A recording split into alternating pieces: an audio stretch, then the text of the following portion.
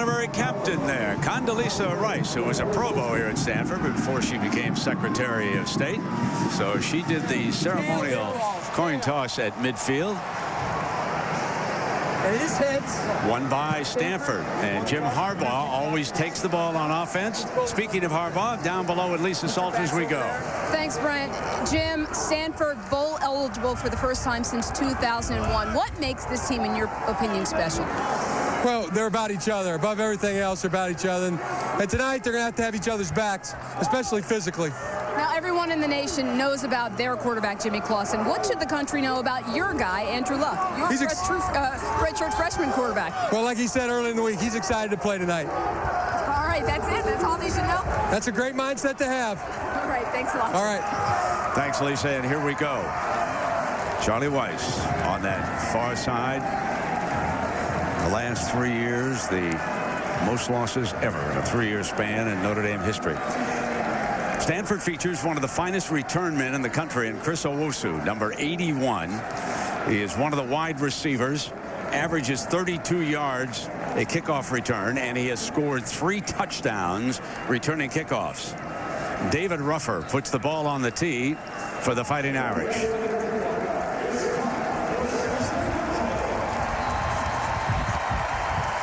You can see that we have gusting winds here tonight.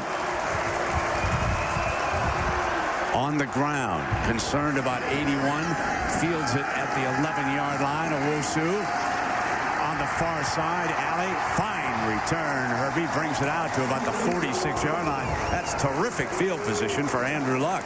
If Coach Harbaugh doesn't want to talk about Andrew Luck, I look forward to talking about him all game. 6'4", 235, redshirt freshman from Houston, Texas. The son of Oliver Luck, a great quarterback in the NFL, mainly with the Houston Oilers. But this young man has done such a great job of maintaining the balance. It starts with the running game. It's a physical offense that's want to control the line of scrimmage. Notre Dame will crowd the line, and Andrew Luck has the ability with his arm and his receivers to throw the ball down the field. That was a 41-yard return. We would expect Gerhart to get the first call unless Harbaugh wants to throw it right away. Here comes Gerhart, number 7. That familiar number that John Elway wore with such success here at Stanford. And Kyle McCarthy, the leading tackler for the Irish, gets him out of bounds. Well, here is Toby Gerhart, averaging better than 139 yards a game. But Herbie, 23 touchdowns, 142 points, a couple of 2-point conversions. He's phenomenal. He belongs in the discussion about the Heisman Trophy. I agree with you wholeheartedly. The total package, 235 pounds, has great balance, vision, also will surprise you with his speed if he gets out in the open. Luck is going to fire for the first time here tonight. And short of the first down, Ryan Whalen is the receiver. That's his favorite target, is number 8. He's a veteran receiver, very sure-handed. Doesn't have the breakout speed that Owusu has, but as far as being a possession receiver, few better in the Pac-10 than Ryan Whalen. What Stanford will try to do tonight, as we talked about, they're a very physical offense. You're going to see a lot of 2 wide receiver sets, sometimes as many as 3 tight ends into this line to try to take advantage of the size up front and try to take advantage of the mismatch in the trenches between this undersized Notre Dame D-line. Unbalanced line to the left. They run in that direction, and guess what? Gerhart doesn't pick it up on 3rd down. Boy, so the Irish read it perfectly, and Manti Te'o, the fine freshman from Hawaii, makes the stop, number 5. Notre Dame fans love to see this. Coming from the second level as a linebacker, reads it perfectly, avoids the traffic. The defensive line won the battle, which freed up Te'o, and he submarines Gerhart. He's been instructed all week on that. Now here comes Green punting. You know who's back. Te'o, the ever dangerous one for the Irish, and he is down right away at the 15-yard line. So here comes Jimmy Clausen, the junior quarterback, who has thrown Herbie for better than 3,300 yards and 23 TDs. Well, a lot of people have talked this week about maybe this being the last game for Charlie Weiss. This could be one of the last games, if not the last game, for Jimmy Clausen, depending on if they go to a bowl game after this. Many people believe he will come out early, over 3,000 yards this year through the air. The best thing is the decision-making has improved so much. 23 touchdowns and just the 4 interceptions. Armando Allen not playing because of a broken hand. one. So Theo Riddick steps in, and he puts it down right away, recovered by Stanford. It was recovered by Howell, the safety.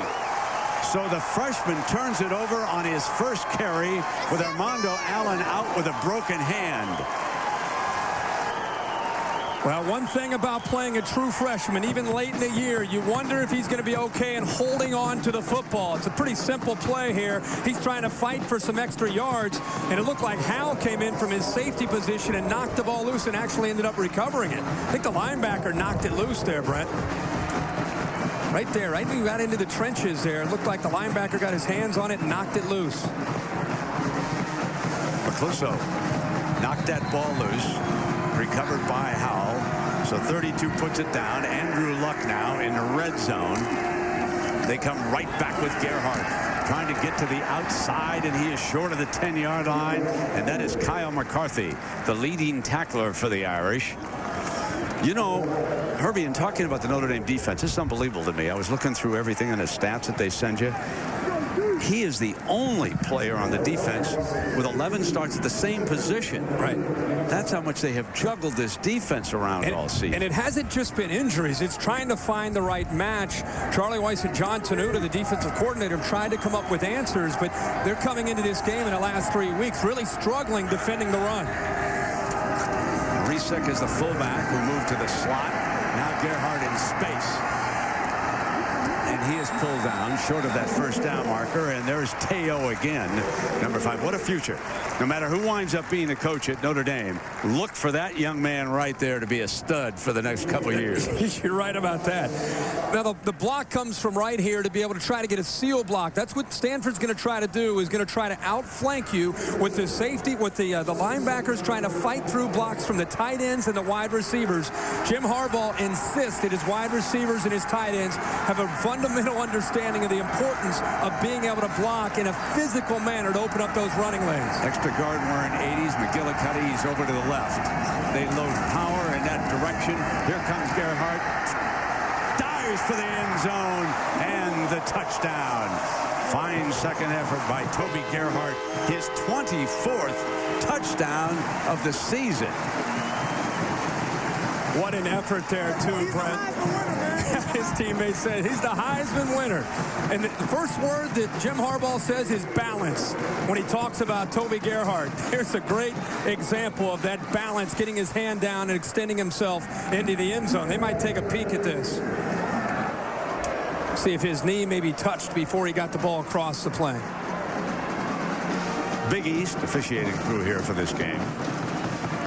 Pac-10 officials upstairs, however, I should point out in the replay booth. It looked like he extended himself, but it'll be. I thought it was his hand was down, but not the knee. But let's see. Yeah. Right there. I think they wanted to see if the right knee or the touched, because by the time the left knee touched, he was well into the end zone.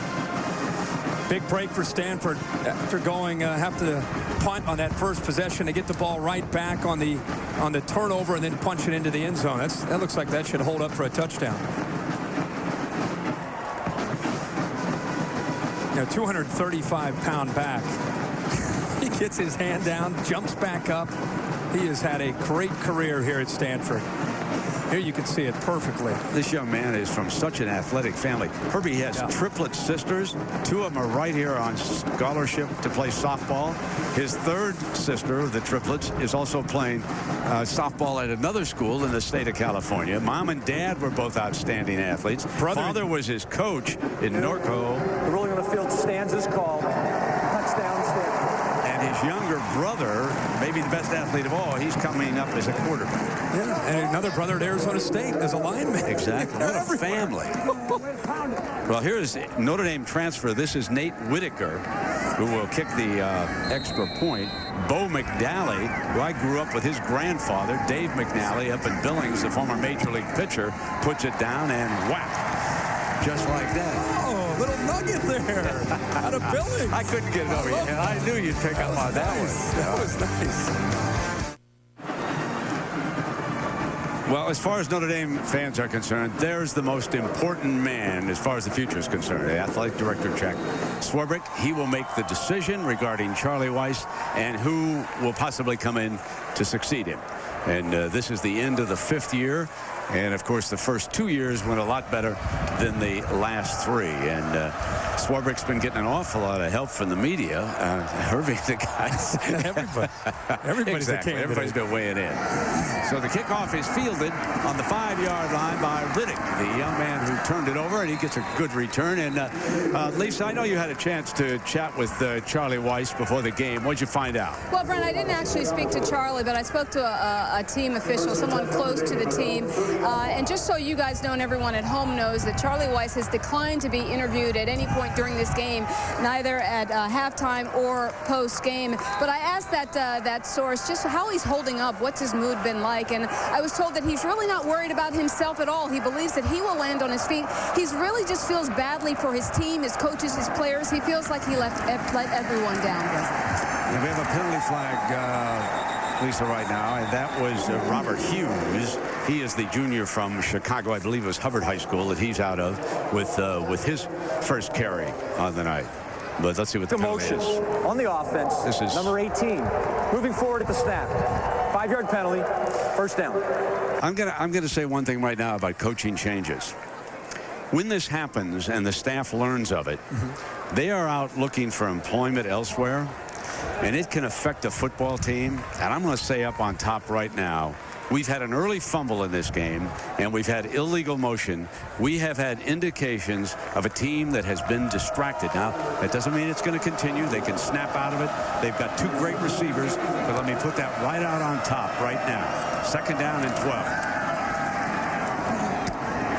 There is Tate, one of the 2 fine receivers, and he is short of the first down. I know what you're saying, because people focus on Charlie Weiss as a head coach and what his future is, but people sometimes fail to realize the assistant coaches and their families and what happens to them, and they're trying to get ahead of potentially what might happen. It can be easily become a distraction, but one way to snap out of that, get the ball into the hands of Golden Tate and Michael Floyd against this secondary. Jimmy Clausen has a chance to have a big game throwing the football. Herbie, you mentioned Clausen with the decision. Tate, too, has a decision. Yes. The NFL like his toughness and breakout ability. He runs from the Wildcat. There's an inside shovel pass, and that should be an incompletion. It goes back to the sloppy play. I mean, it's a 3rd down play. The play call's a great call to try to catch the defense napping, pinning their ears back, trying to get upfield. You know, you could see a little bit of Fua looked like he was able to recognize that and reacted to it, but still, I don't think Hughes looked like he was ready to get the football. I think the timing was off there between Clausen and Hughes. So here's Ben Turk. Drives one deep. Fielded at the 12-yard line. Fumble, and the Irish jump on it. At the 16-yard line, the Irish jump on it. Gaffney fumbled the football. It's the 2nd turnover, Herbie. It's Sergio Brown, who's a free safety, 31, one of the first guys down there, and he is working like crazy to get this football out. Look at that. I thought they might call Gaffney with forward progress, but give Sergio Brown a lot of credit for continuing to work to get that football out until it finally comes out. Stripping and ripping it out football. I thought we might hear a whistle, but no, and Notre Dame gets down there to be able to cover it. Now let's see if Clausen and the Irish can take advantage of this. Tate off to the left. Floyd is out to the right. Hughes is in as the running back.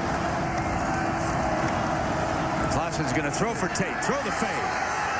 Dive. Incomplete. Had a shot at that one, didn't you think, Herbie? Yeah, one-on-one coverage. Great throw. And here's our 2 guys, Clausen and Tate. We've seen it all year. This combination has resulted in 12 touchdowns. Golden Tate up for the Biletnikoff as the top receiver in the country. The ball is there. It's thrown to the outside. He extends himself and just off of his fingertips. Botamosi, pretty good coverage, but the ball thrown right where it needed to be. Yeah, Botamosi was right there, and now they offset the eye with Clausen here on 2nd down and 10. And they've got Floyd to the left this time. fire back middle to the running back, and that, of course, is Robert Hughes.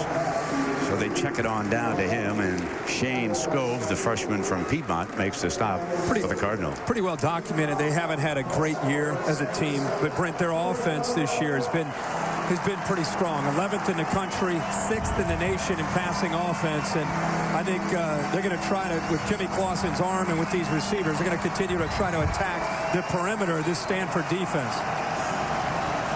Regan, the tight end, is over to the left side of the formation. Come back with Hughes for the first down. So they get a first and goal. Important there after the way this game has started. They caught a break, and now they want to capitalize on it and try to put the ball into the end zone. Notre Dame decides to get a push up front, and I think Paul Duncan, the left tackle that time, did a really good job of coming down on Chase Thomas, the young freshman defensive end, really extending himself there to give Hughes just enough room to work with.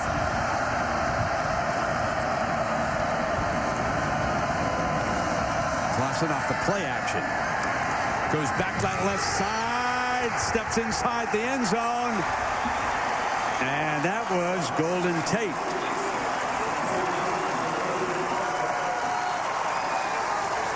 This gives you an idea. This is great chemistry between a quarterback and his receiver, Tate. Watch Tate work back to the ball. An appreciation for where the goal line is. He's not going to come back so far, so he takes himself out of the end zone, but he worked back away from Bonamosi, the corner, and eventually their eyes connected, and there was the arm strength there by Jimmy Clausen. Now Ruffer, who took over as the kicker, will attempt the extra point. Bobbled snap, and it is saved. Here's the touchdown pass. And we are deadlocked at 7.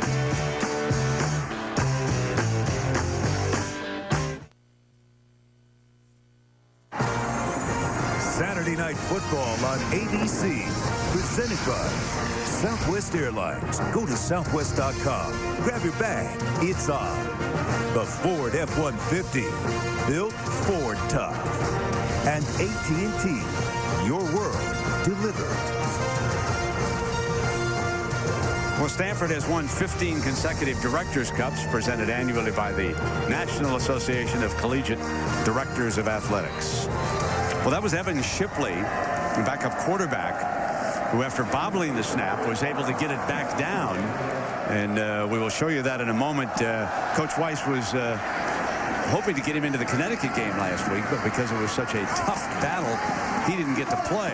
And so here tonight, he was the holder. That is Catron, the fullback, was the up back on the return. Watch this, Herbie. Yeah, the snap looks like it's pretty good. He shows his athletic ability. He drops it initially, maybe a few jitters on his first hold, but he does a good job of recovering that time and is able to get the ball back down.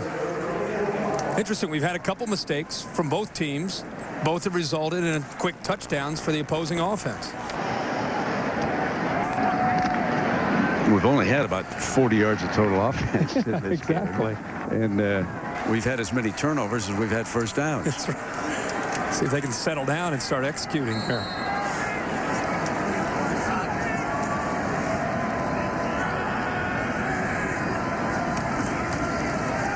Luck off the play action. Goes to the far side, out of bounds. He caught it as he was going out, though. Great catch by Whalen. This is what you're going to see. 1st and 10. Notre Dame crowding the line of scrimmage. Look at him get the ball over Harrison Smith. Wow, just inside. Just in time. Great throw.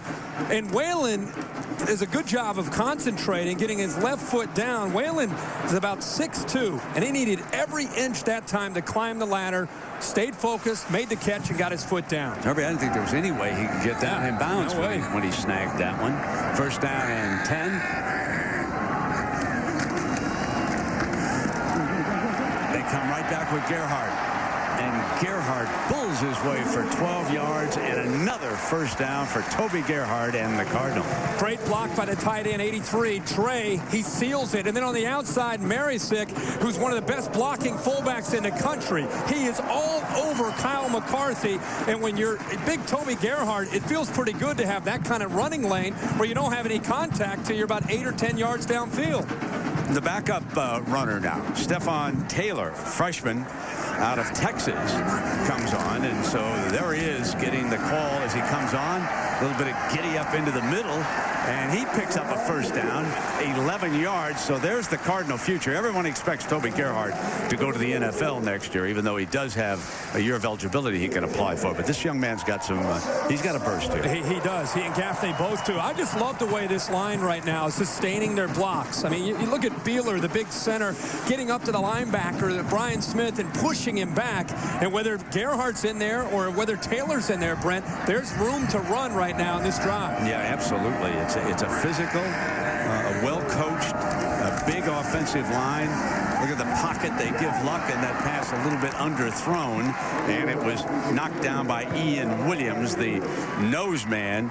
So you take a look at this line, and Herbie, again, what's impressive is only Marinelli over there on the right. He's the only senior in the bunch. They're all coming back. The youth, and then the other with two freshmen that are playing, but the size of the linemen. How refreshing is it to see a physical brand of football with linemen from back in the 80s? Look at this, 300 pounds, 310, 285, 299, 291. And we asked Jim Harbaugh this week with his Michigan ties as a player if that's because of the way Michigan's line used to look, and he kind of laughed. Oh, from behind, Luck is yanked down as Sergio Brown with a safety blitz came hard from the blind side. And I think not only is there a blitz that time, it looks like Pritchard snuck in there, the backup quarterback. There was a little bit of a mix-up there with the play action. With Pritchard coming in as the backup quarterback, he was a little bit hesitant, and I think that gave Brown plenty of time. He timed up his blitz perfectly, and coming from the blind side, Pritchard had no chance. Interesting time to stick in Pritchard there on a second down. 3rd and 16 for Luck and the Cardinals.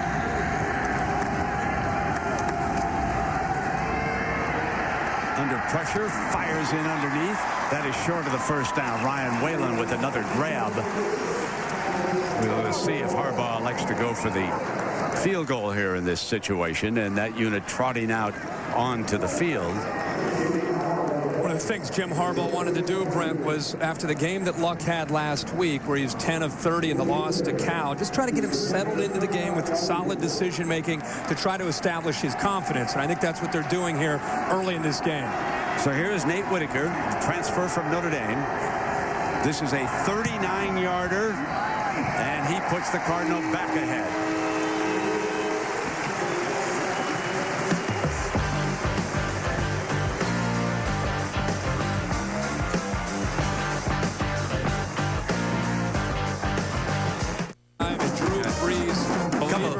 Couple big dead quarterback. That's right. That's right. Good point. I'm going Drew Brees over Brady in the Pats. All right, here we go now. Cardinal lead it again. 10-7. Riddick and Gallup back deep here for the Irish now. Fielded on the 1-yard line. Here's young Riddick. And he will be thrown down, and let us go to New York and Matt Weiner. Matt? Thank you, Brent. Time for a Taco Bell update. Rivalries all over the place this weekend, including Georgia and Georgia Tech. This is Caleb King for the Bulldogs. 6 yards, touchdown, and an early lead for Georgia, who's won 7 of 8 in this series. National coverage on this game and Notre Dame and Stanford. They're either on ESPN2 or ABC, depending upon where you live. And forget that. Yeah. We want some Montana Grizzly highlights. 40 unanswered points. Trailing by 21 going into the fourth quarter. They beat South Dakota State 61-48 in a playoff game. I've never heard of that. Unbelievable. Here's Clausen firing deflected incomplete. You know, Bobby Houck up there. Third time in 4 years he's been the Big Sky Coach of the Year. They're the #1 seed, the Grizz up in Missoula. There's a job down at UNLV open up. They should call an interview. That young man has got an unbelievable record up at Missoula. He deserves to be interviewed. Like every year Montana seems to be making a run deep into the playoffs in one double A. You betcha. He's what doing a great job. Greatest comeback ever today. I mean, we have to see some highlights of that. I've never seen 40 points in one quarter. No question. Here we go. 2nd down and 10 now. And coming back with that little inside handoff with young Riddick. And Take a look at this. Herbie. Wow, look how Howell fills the hole here, the safety. This is how you fill a hole in run support as a safety. This is beautiful. Linebackers take it up. Here comes 26. Boom! He just blows him up and sends him back in the other direction to set up a third down. Howell's the youngster who recovered that fumble. He's having a game so far. 3rd and 7. Kloss will be looking for a pass now. And Kyle Rudolph off the injured list. He is slotted to the left, the injured tight end, and he's a good one for the Irish. So they've got 3 outstanding receivers out there right now. Clausen goes back, checks down from him. He's covered, throws it to the check down man. A beautiful save by Clausen using Robert Hughes for a first down. That's good quarterback decision there now. Yeah, well said, Brandon, because they brought the kitchen sink here. You can see the linebackers coming. McIntyre comes at the last second. And what a job by the line in helping out. Riddick comes over to pick up a block, but Jimmy Clausen being able to step up into the pocket, the area that he's improved the most to keep the play alive and eventually find his check down. At the Irish 35-yard line. Firing on first down to Tate. And Tate defended by Richard Sherman. Sherman is a wide receiver. Herbie, he's an interesting story, number 9. This spring, as late as this spring, they were looking for a corner. And Harbaugh and the coaches switched number 9, Richard Sherman, over to defensive back, and he was the defender that time. So he's quite a story. He is. A big interception last week against Cal. In fact, the last couple of games, he's come up with some interceptions for the Stanford defense. Had a pick 6 against the Trojans in that big win, and the defense ready for Hughes, and not much doing there. That was Chase Thomas, young man from Georgia, redshirt freshman, number 93 for the Cardinals. You mentioned Richard Sherman, number 9, and I think with Bonamosi on the other side, 27. They are going to play a lot of soft coverage tonight, and with the way Golden Tate is so dangerous after the catch, not so much here on third down, but throughout the game, look for a lot of the underneath throws to try to get it to Tate and Floyd to make those corners have to make tackles in space. 3rd and 6 for Clausen and the Irish.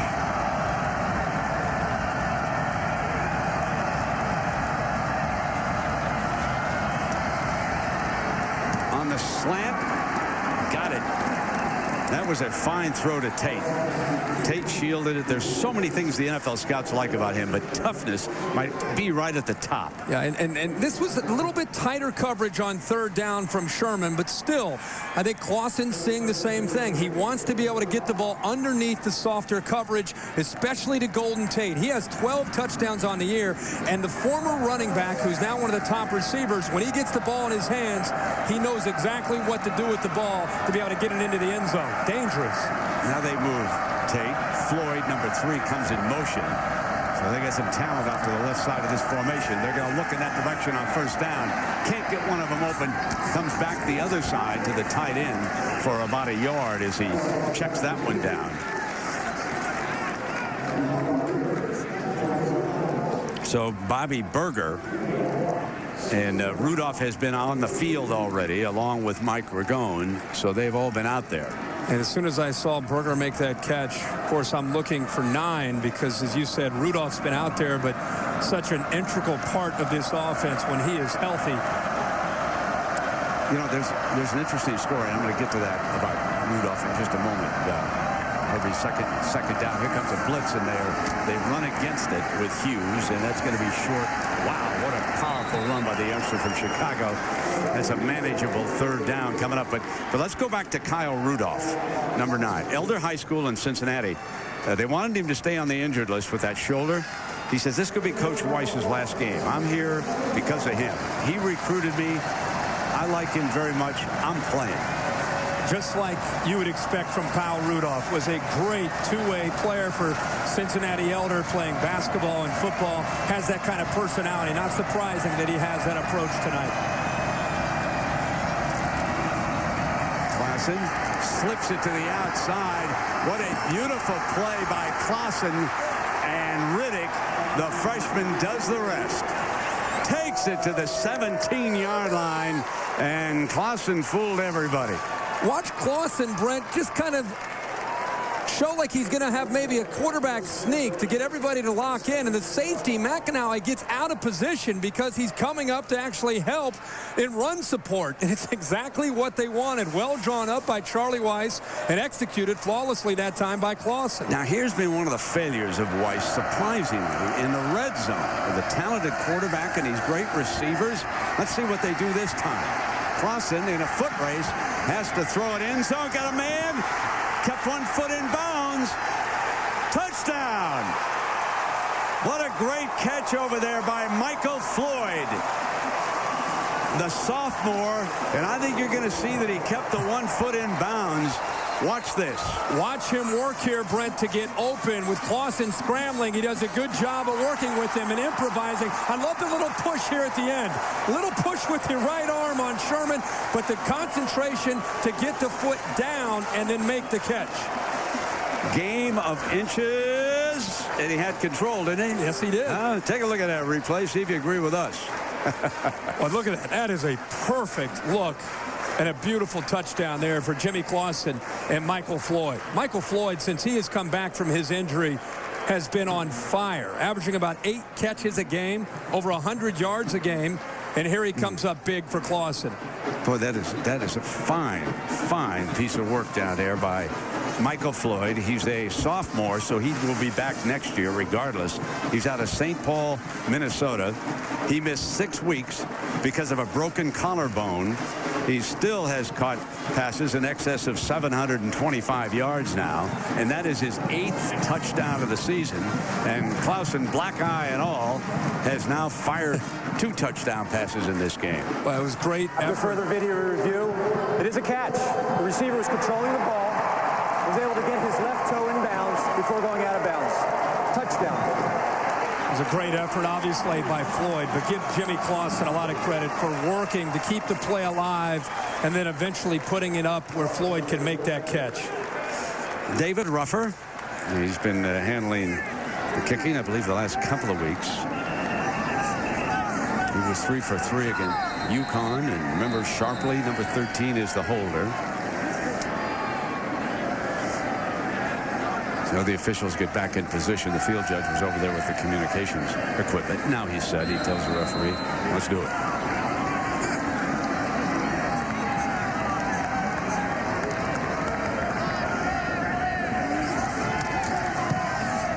Slides it inside that left upright.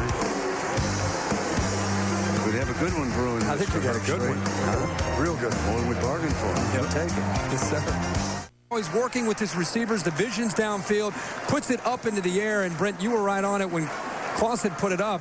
What a great effort by Floyd, who uses his size to work to get away from Sherman. You know, he's 6'3", 220 as a true sophomore, and at the end there, he extends himself and makes a great catch.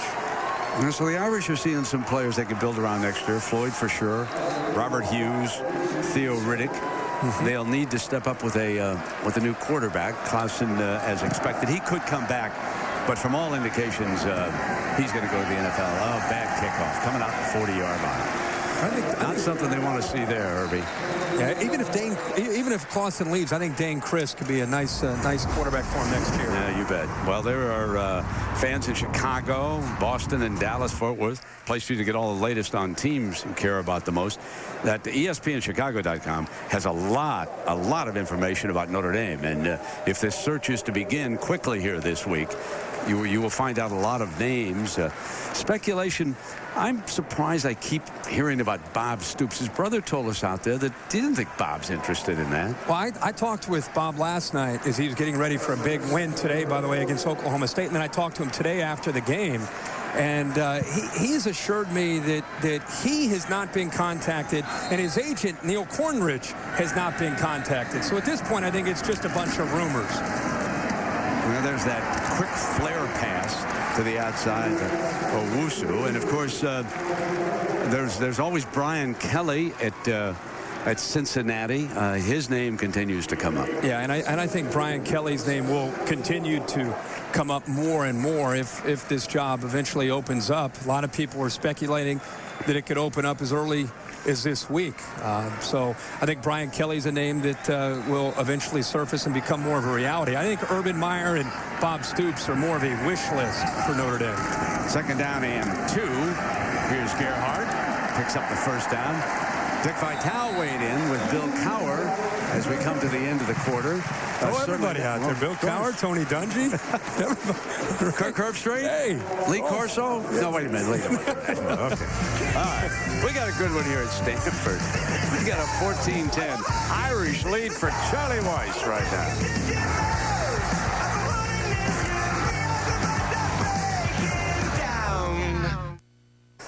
So, Herbie, Mr. Harbaugh is going to Montana tomorrow, to Helena. He's going to the home of Matt Miller from Helena Central. Bobby Houck told me that he's the best player in the state of Montana this year. And Stanford's after him, man. They want him to play safety. We've officially reached our quota.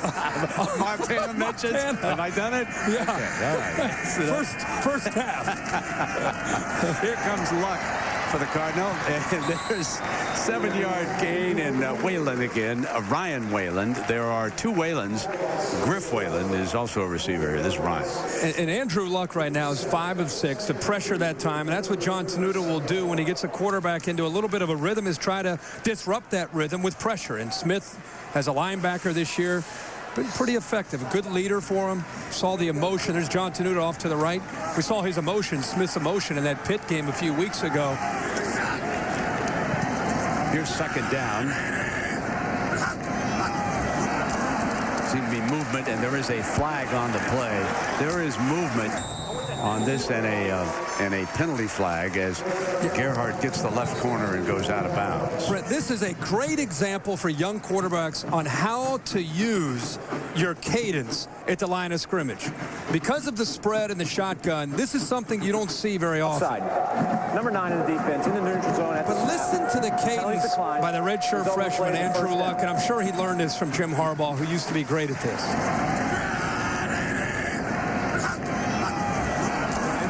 Great hard count. Great hard count. It's something you see every week in the NFL. It's kind of an art that we just don't see as much in college football. But that time, Luck definitely drew the defense off. You mentioned his father. All of them.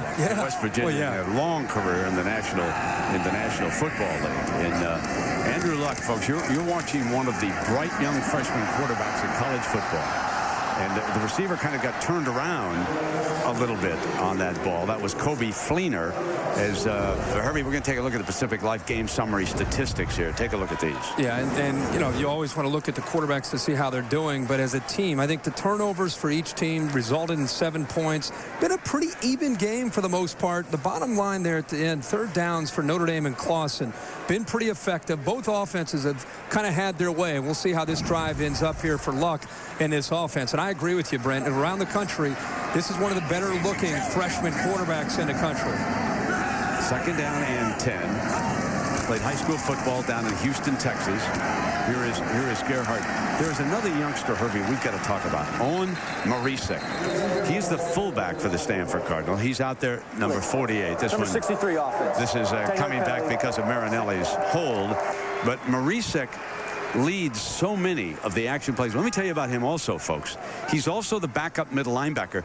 And against Oregon, he started both ways. They should give him the Bednarik Award just for that. Right. You know what I'm saying? Throwback. Exactly. Now, there he is. And in talking to Harbaugh, he says, listen, this guy does everything the right way. You tell him once, and he's got it. He makes no mistakes about it. He's the ultimate team player. Now, Harbaugh, I remember when he played for Bo Schembechler, you really liked how he played. Yeah. He always had a fullback. Always. Bo always had a fullback. I think one of the first things he said to Jim Harbaugh. That's what he said. Just tell me you have a fullback. Just tell me you're going to coach with a fullback in an offense. Second down and 20 now. And here comes Luck back. Incomplete. A little bit of communication problem there. And you know what the second thing was Bo said? You're going to have a tight end. And he's got them both. He's got them both in this offense. Marisek is one of the better blocking fullbacks. You talked about how he's played some linebacker. But Jim Harbaugh and his staff really put an emphasis on recruiting tight ends. and they've got a bunch of them. But Marisek is where it starts for Gerhart, opening up the holes. They'll move him around. And you know, he's only has 5 attempts on the year in running the football. His 3rd down and 20 now for Luck. Has to step away from the heat and take off. He's not a brilliant, elusive runner, but he is a dangerous runner. Now, that was too far to pick that first down up, but he did pick up a few yards for the Cardinal downfield. But this young man, Herbie, when you think about the quarterbacks coming back in the Pac-10, I wrote them down. Matt Barkley, what a great future he's got with USC. Jeremiah Masoli's got a year left with Oregon. We could still wind up with him in the Rose Bowl. Nick Foles at Arizona. Jake Locker, the most interesting case. The NFL rates him highly. Some scouts say he should come back for 1 more year, so we'll see how that unfolds. 47-yarder here for Whitaker. Tries to curl it in, and he does. It's a beauty. 1-point football game. Notre Dame leading the band at Stanford. Yeah, Wolverines let that one get away. They had a 26-14 lead over the Buffaloes with 2.5 to go. And see play number 4 revealed next Saturday at 3:30 p.m. Eastern time. Cordell Stewart threw that ball. He must have thrown it 75 yards in the air. Shocker. Did heave it. Yeah.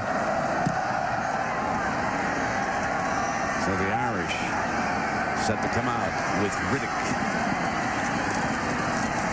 And then the freshman busted down at the 21-yard line. All right, here it's time now for tonight's Aflac Herb Street trivia question. All right, your hero, Jimmy Harbaugh's record against Notre Dame as a Michigan quarterback. What was Jim Harbaugh's record as the Michigan quarterback against the Fighting Irish? Now, first of all, I think he started in 85 and 86, right? Okay. Okay. So, tick, tick, hold tick, on a tick, second. tick.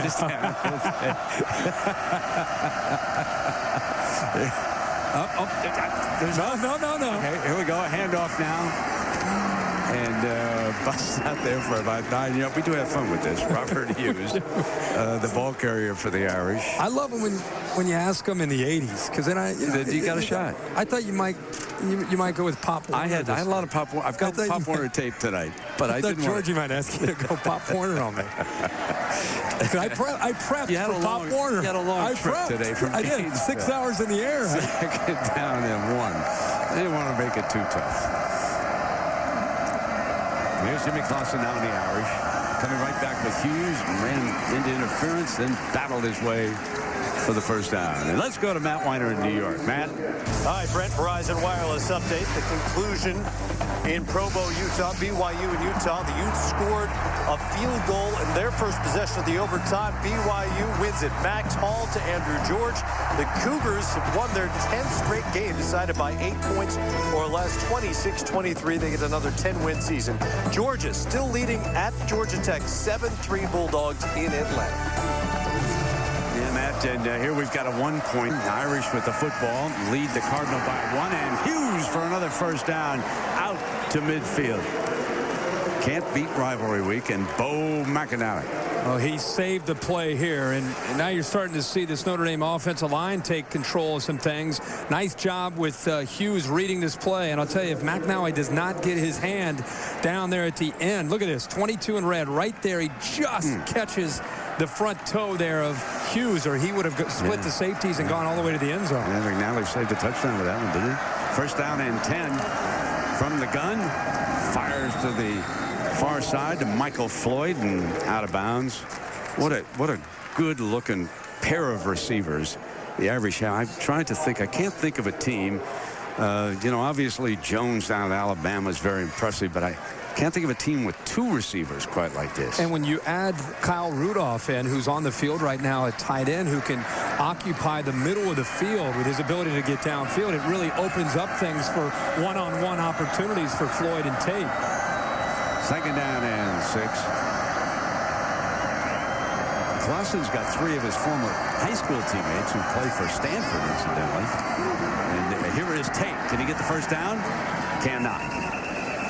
Busted out of bounds. And Michael Thomas was one of the corners in there, working on him, number 3, with Badamasi. Well, he went with an empty package, 5 wide receivers, nobody in the backfield with him. And we keep talking about it. He's going to continue to throw underneath these defensive backs because they're sitting back. And eventually, he's going to hit a pump and go for a touchdown. He's just setting them up. He's eating up yards and setting up eventually a big play down the field.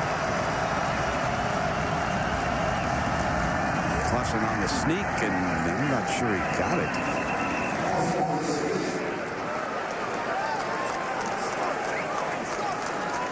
We're going to call a timeout and measure.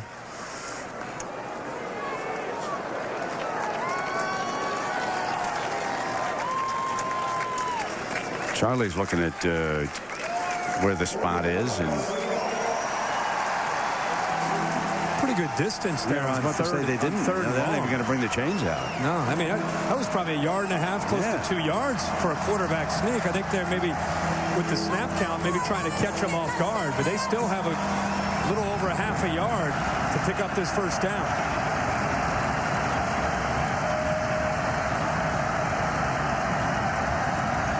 Going to come again behind the left guard, and he picks it up. But I think Charlie Weis may have called a timeout from the sideline. Prior to the snap, right? The first charge timeout of the half for Notre Dame. Play clock was going down, and before it would get to 0, he decided to get that timeout in. Because he got in there, Clausen did, behind Stewart. And Duncan over there on that left side. And been a physical week for Mr. Clausen. He's going to have to do it again. We got a timeout.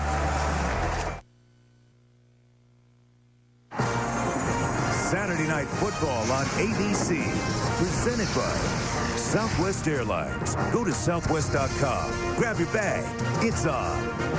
Nissan Maxima, proud partner of the Heisman Trophy. And Citizen EcoDrive. Fueled by life, it never needs a battery. Unstoppable. Is that a beautiful sight? Cameraman Simon Feeling took that last night at the Golden Gate. It's just spectacular view around the San Francisco Bay Area. Here we are in Palo Alto, a little south of downtown San Francisco, 14-13. 9:26 to go in the first half. 4th down and 1. And it busts open in the middle. Hughes with a first down across the 30-yard line.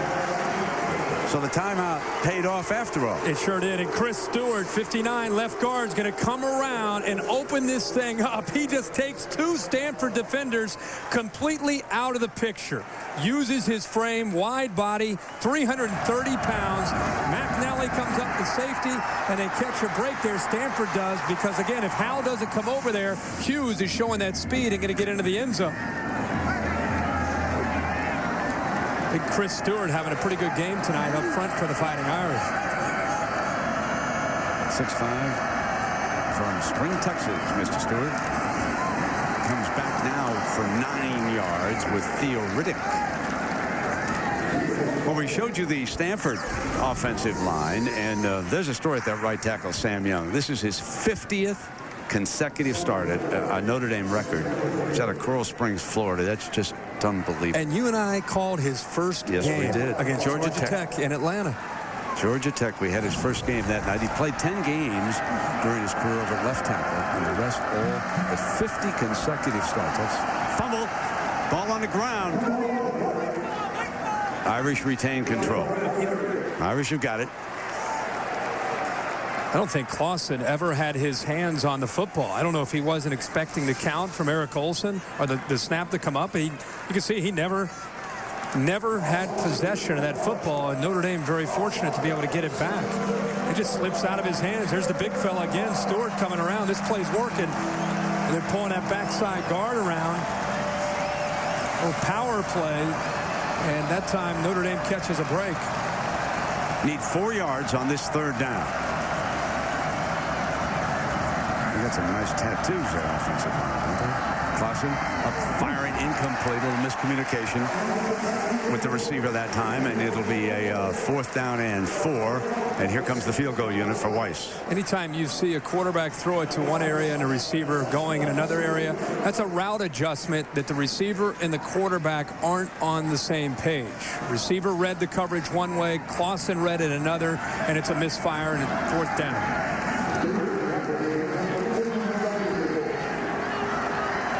Ruffer now will attempt a 42-yarder. Pulls it in nicely. 5 consecutive field goals. Started with 3 in a row against UConn. Irish up by 4. Early when you get to the ACC and the Big Ten, the ACC usually flexes its muscles as a conference. Oh, yeah. So this one is fielded short at the 15-yard line by Thomas. And Thomas with a fine return out to the 38. Okay, Herbie, we give you extra time. Just because I have such great appreciation, I'm going to say 2-0. Oh, man, do I love you. You're right on the money. Am I on? Jimmy Harbaugh. Yes. 2-0. Started both games for Bo Schembechler. And here he is. Here's your guy, man. That's going back to the day right there. There it is. Down the sideline. Play action. Folks, he was a first-round draft choice of the Chicago Bears. He played 15 years in the NFL. And let me just tell you, one word describes him. He's a tough guy, okay? Tough coach. You better believe it. And he's brought toughness here. And Gerhart is a tough runner to bring down across the 45-yard line. But the blocks up front, we've talked a lot about Marisick. Watch 48 lead the way. Big Brian Smith, the linebacker, he's known all week that he was going to have to take on an isolation block right there. Marisick wins the battle, opens it up for Gerhart. That is old school football. Go showing a Michigan highlight there with Jimmy Harbaugh. Very fitting that the next play is an isolation play from Stanford.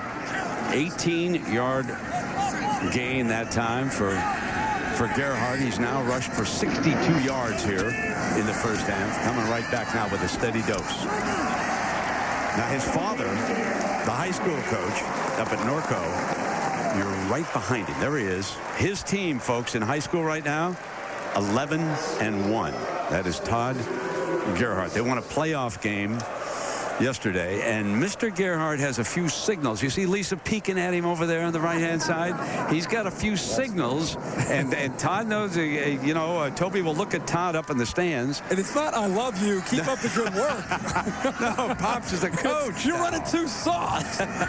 You're too high. Okay, we're going to come 2nd down and 2. Let's lost. This is the backup Taylor. But let's go to Lisa right now for more on Mr. Gerhart. Thanks, Brent. Dad, Todd, tell me why you watch the game from up here in the concourse, not in your seats. Because I move around with every play.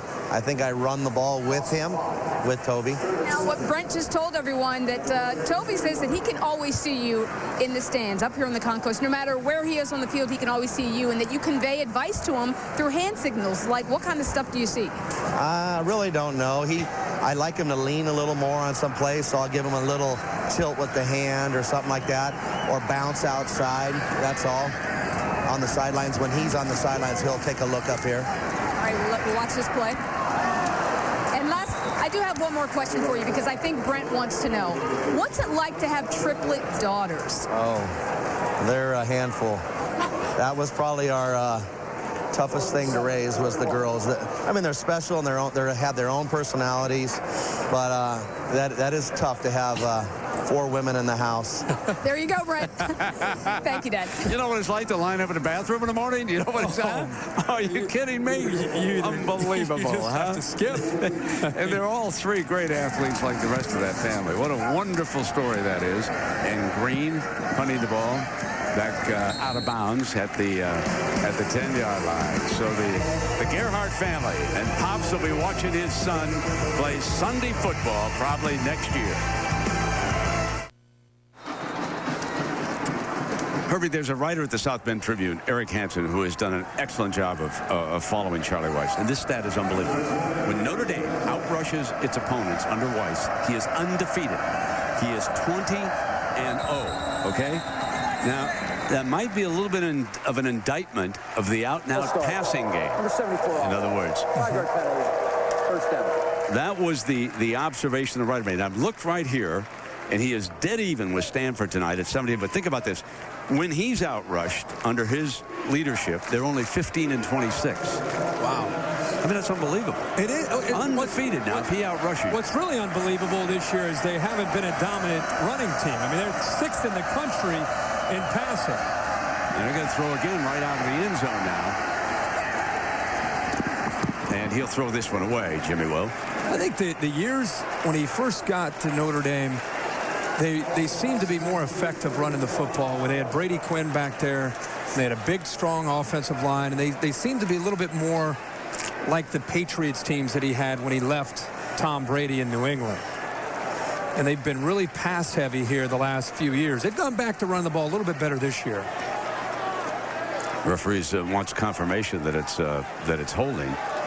And see the improvement this year. You know, you mentioned that first team he had with Brady Quinn. I could make an argument that the turning point in his career as head coach was the Fiesta Bowl against Jim Tressel and Ohio State. He got bloodied in that game, 34-20. And I know the Buckeyes thought there was a little touch of arrogance coming out of that corner of the universe. Okay, I just remember doing that game down there, and Ohio State really wanted to win that game. Here comes a 1st and 19. Going deep down the middle, Floyd, and he had to break it up so it wasn't intercepted because Sherman was honing in on the pick. Yep. I think Michael Floyd went back to his high school days of playing a little bit of free safety there because the rush, the pressure got to Jimmy Clausen, and I think he had to force this throw, and I think he got hit. Yeah, right at the end there, he got hit, and I think he made a poor decision. And I think Floyd did all he could to keep the ball away and actually almost ended up coming up with it, but just keep it away from Richard Sherman. Now you got to be careful if you're Jimmy Clausen. He has such confidence in his arm. You don't want to force the ball in here deep inside your own 5-yard line and have a turnover. From his end zone, the handoff, the conservative call with Hughes, and bang down around the 5. Now there's a penalty flag comes late. Penalty flag comes late.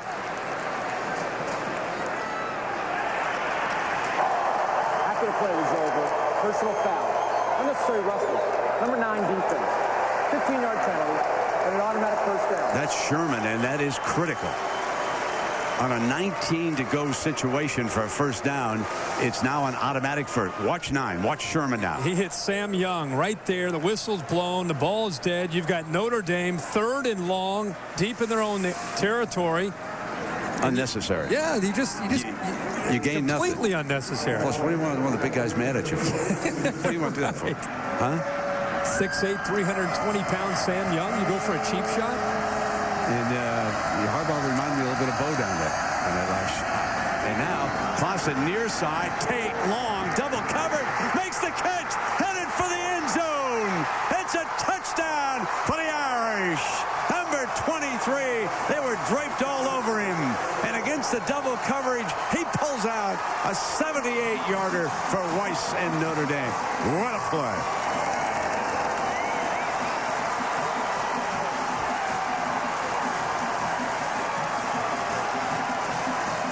Brent, an amazing play, but Jimmy Clausen threw that ball almost as high as we are here in this booth.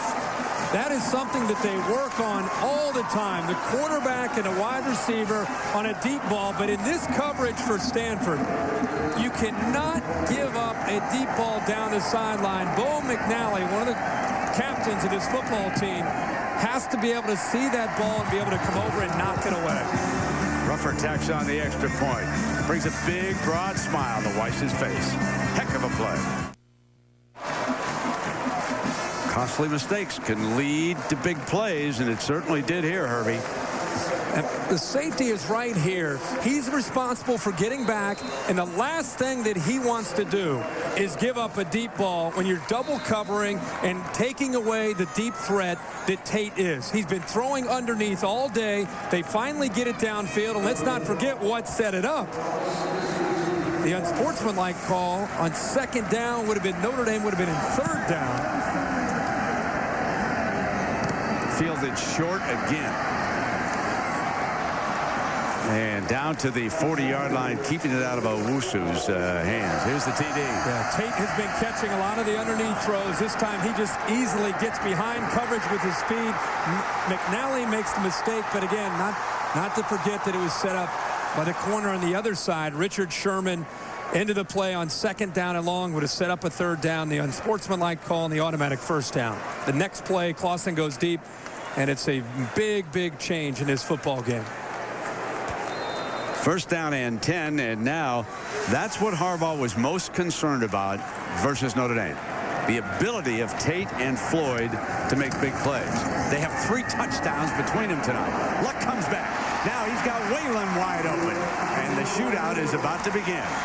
To the 36, Andrew Luck and Jimmy Clausen are about to start the shootout. You're going to love this, Brent, because as a young quarterback, you love to see a guy willing to sit in the pocket. The blitz is on, and right there, he makes an accurate throw as Brian Smith is coming in on him. The blitz is there. They can't pick everybody up, and look how well he threw that football, even though you had a linebacker zeroing in on him, and he came in high, but a good throw that time, and good focus by Andrew Luck. First down, comes back with Gerhart, who picks his way for a couple of yards and throwing down. And let's go to New York, and here's Matt. All right, Brent, time for a check of your prime time pulse. Both this game and Georgia Tech playing out simultaneously on either ABC or ESPN2, depending on the market you're in. As you can see, both road teams are on top. Georgia with a 2-touchdown lead in Atlanta. And on ESPN, LSU sporting gold helmets for the first time in school history. 24-20, they lead Arkansas in the battle for the boot. And here, it's 24-13. Notre Dame on 3 touchdown passes by Jimmy Clausen. And Luck leading back gets a first down that time. And that's Jim Dre, the senior from Paramus, New Jersey. They refer to him as one of their New Jersey tough guys. And he's got an NFL future in him. They like this big man a lot. Well, Dre is known for his ability to block. But, Brent, I love to see a big tight end at 6'5", 255 pounds, being able to get into the flat, catch the ball with soft hands, make a nifty move, and then get upfield for a first down. When you have tight ends and fullbacks, you have to eventually include them within the offensive structure. Andrew Luck leading the Cardinal right back down the field after that touchdown. Gerhart slammed in the hole and brought down. Brian Smith, the Mike linebacker from Overland Park, Kansas, making the stop for Notre Dame, number 58. You know, the front seven of the Irish, they've been tough on Gerhart here tonight. Well, they're crowding the line of scrimmage. They're putting the front seven in a mode where they have to pin their ears back and win their gap. They've been talked all week by John Tenuta about winning their gap and getting to Gerhart before he gets downhill. Here he comes behind the fullback, Marisek, and Marisek could not seal his man completely off that time. The entire group up front, and this includes the linebackers. You know, it's not just the defensive linemen with Ethan Johnson and Ian Williams, Lewis Moore, Kerry Neal, not just the D-line, but the linebackers also have to win their gap. Herbie Teo is going to be a brilliant linebacker. He's all over the field tonight. I'm going to tell you something. He came in on Marisek, who's as good a blocking fullback as there is. He got down low after the engagement, and we've got to see that again, folks. Yeah. That was textbook by a linebacker who was hit hard by a fullback. 3rd down and 8 here, first down, and Luck fires in zone, and this will be a first and goal. Puts it right in the hands of Kobe Fleener. These tight ends usually are catching the underneath routes, but occasionally you'll see them get vertical. That's exactly what Fleener does here. He's able to slip off of, this time, the linebacker, Teo, gets right behind the linebackers, in between the safeties, and when you do that, it requires a throw from the quarterback that he's going to be able to throw it over that linebacker with a lot of velocity, and Luck shows you his arm strength. Get ready for number 7. Here he comes. Teo taking him on. A future star for Notre Dame, Manti Te'o from Hawaii, number 5. Dad might give him a little sign to get a little bit lower when the big freshman linebacker Te'o. By the way, he's not only athletic as a linebacker, but he has a lot of weight at 245 pounds. And Brent, you talked about how the fullback's coming after him. Gerhart's coming after him. He's got the size to hold up. Marisek set dead in front, gets the call, goes for the end zone himself. They'll use that play down there. And it was very close. I'm not sure that he just short of it. He was just short of it. This will be 3rd down. Love to see this Notre Dame defensive line, inside the 2-yard line. Looks like they're going to give up a touchdown. They're fighting for every inch up there of real estate. He came up a little bit short. Looks like he's going to get in there. But again, it's Brian Smith, Harrison Smith. This is Harbaugh-style football. Learned under Bo and then honed in the National Football League. He puts parts of the West Coast offense in on it. But this power football, always having the fullback out on the field. It is a much tougher Stanford team than it has been in some of the decades past under Harbaugh. That's the mentality that he wants. And you're seeing that right here, Herbie. Trying to put a helmet on a helmet and bust into the end zone. And what's unique about that is, Brent, it's no longer the spread offense that gives a defense a new look from week to week. It's facing an offense like this that the defense isn't used to seeing. And now this week, Notre Dame's had to get ready to face a blue-collar approach the way they did last week against UConn. They got a 3rd down here. They got a couple of timeouts. They've got only 14 seconds to go in the first half. Marisek again to the end zone, touchdown. They come right back with Owen Marisek, the junior from Oregon. An old school busts right into the end zone. I love to see fullbacks who are known for their blocking get a chance down inside the 2-yard line to get a touchdown. I mean, coming into tonight, give you an idea, he had 5 attempts on the entire season, but he had 2 touchdowns. So they like it when they get inside that 1 or 2 yard line, try to get him a chance to sneak in there and surprise you when you're expecting Gerhart to get the ball. Nate Whitaker tacks on the extra point. 24-20. The Fighting Irish of Notre Dame with a 4-point lead.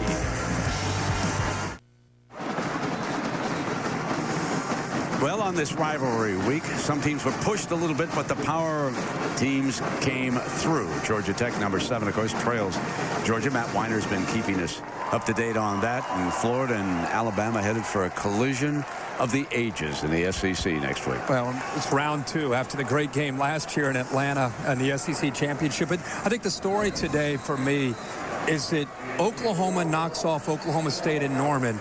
And if there's ever a year where 2 non-automatic qualifiers deserve to be in the BCS as at-large picks, it's this year with TCU getting the automatic spot and then Boise State deserving that other spot. And hopefully that'll play itself out.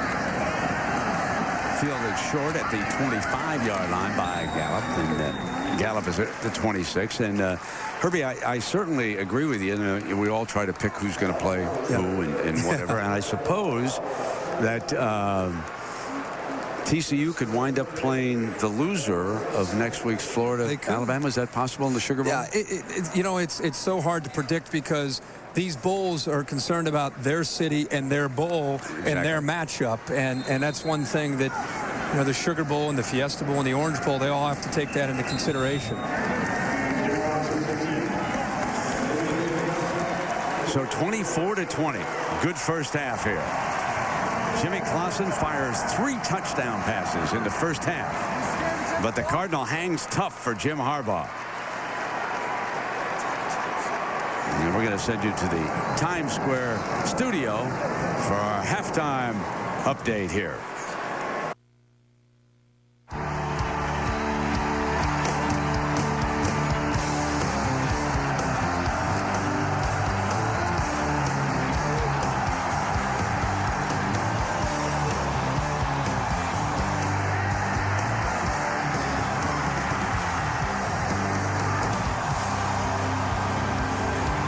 welcome you back to Saturday Night Football on ABC, presented by Southwest Airlines. A 4-point game. Jimmy Clausen with 3 touchdown passes in the first half.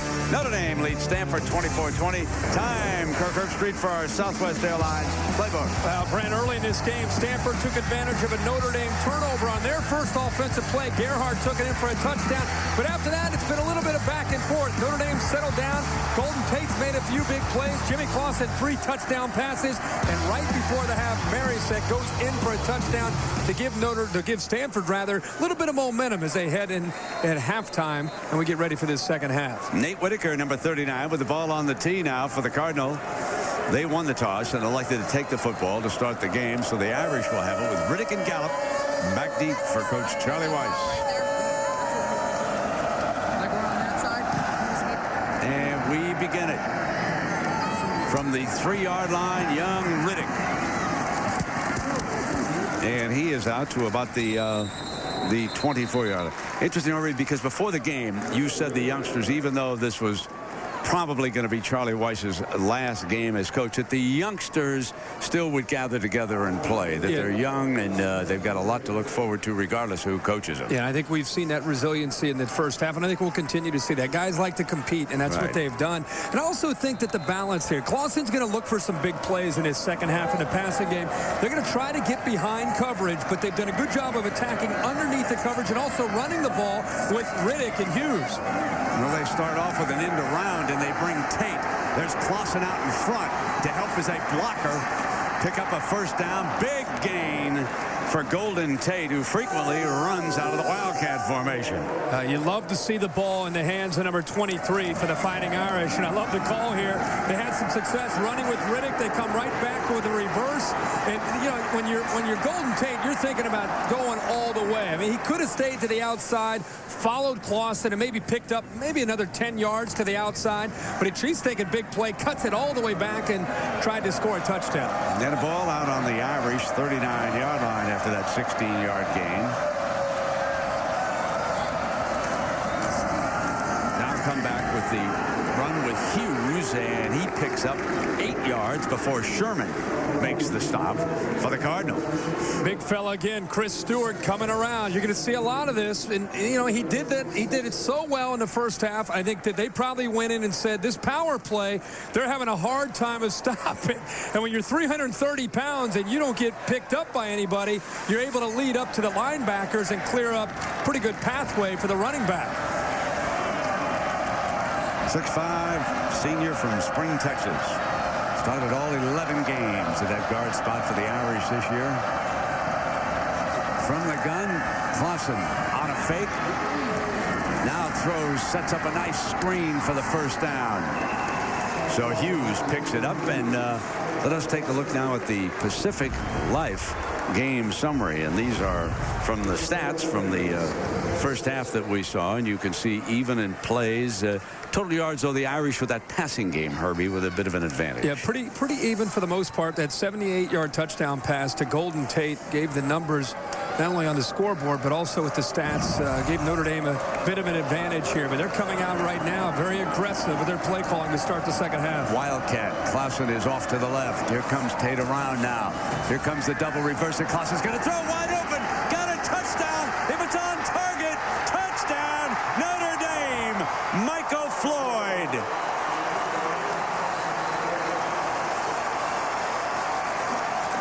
.46 yards on a beautifully designed play by Weiss. Here's Jimmy Clausen, who's going to come back and eventually get the football, but the receiver is very easily slipping behind the coverage. Michael Floyd is not picked up by anybody. They're thinking, Wildcat, let's take Golden Tate out of the game, and Tate flips it back to Jimmy Clausen, and nobody accounted for Michael Floyd, and it's another touchdown pass, number 4 for Jimmy Clausen. Beautifully designed play. Corner bit on that side. Ruffer tacks on the extra point. It's showtime tonight for Jimmy Clausen. 4 touchdown passes. Jimmy Clausen with a little ice being applied to the hand. And folks, that black eye, if you just joined us, that was suffered after the Connecticut upset. He was cheap-shotted outside a pub in South Bend. No ill effects here tonight with 4 touchdown passes. And the big return man for Stanford has a problem, and he goes down on the ball. Chris Owosu he had a knee on the ground, and so it is dead right there. Herbie? Brent, you talked about the execution. This is great execution, but Stanford, horrible execution, coming up to take Golden Tate out of the play. They're out of position. An easy throw for Clausen. Once he gets the ball back, even though he took a pretty hard hit there from the safety, Howe. There's Jimmy. Look at Clausen throws it. Look at the background of Charlie Weiss. The ball's in the air, and he knows that that's going to be a touchdown to his man, Michael Floyd. So now it is uphill for the Cardinal and freshman quarterback Andrew Luck. Play fake. Luck will throw in underneath. Starting to use his tight ends now to bring it down the field. That is Kobe Fleener, the sophomore out of Lamont, Illinois. One of the things, Herbie, that you can do with the Wildcat, and I think the Irish knew it was coming, you can blitz. And they sent the safety hard on that play. That is one of the defenses that the NFL has tried to blow it up because they think they're going to run out of it. And Weiss had a pre-designed play on the pass, and it was perfect with the safety boring in on the quarterback, and he just had his man wide open. Yeah, and with a direct snap to Hughes, and with Tate coming in motion, you are thinking run. Exactly. And here comes, now swinging for a first down is Gerhart. And let us swing to New York and Matt Weiner, Matt. All right, Brent, let's check out what's happening in Atlanta between Georgia and Georgia Tech. Tech had just scored to make it a 7-point game. Look how quickly Caleb King hits that hole. 75 yards later, it's another 2-touchdown advantage for the Bulldogs, up 24-10. LSU's gotten a pair of touchdown passes from Jordan Jefferson, holding on to a 4-point lead in Baton Rouge against Arkansas. And, man, I guess that the Dogs are trying to win one for Uga. Harvey, I tell you, look at that. First down and 10. Gerhart slipped a little bit on the cut. And is wrestled down, picks up a couple yards. Bryant Smith, again, in on that tackle. I want to go back to a point that you made about how Notre Dame's holding up pretty well compared to what we might have expected in the first half against Gerhart in this running game, because you're right, they have struggled coming in their last 3 games against Navy, Pitt, and UConn. And I think because of what we've seen from Charlie Weiss's bunch, Stanford's going to have to try to make an adjustment. We saw it early here, the first time they've had the ball, throwing it to the tight ends, getting the ball more to the outside, and then maybe getting back to your bread and butter of running Toby Gerhart.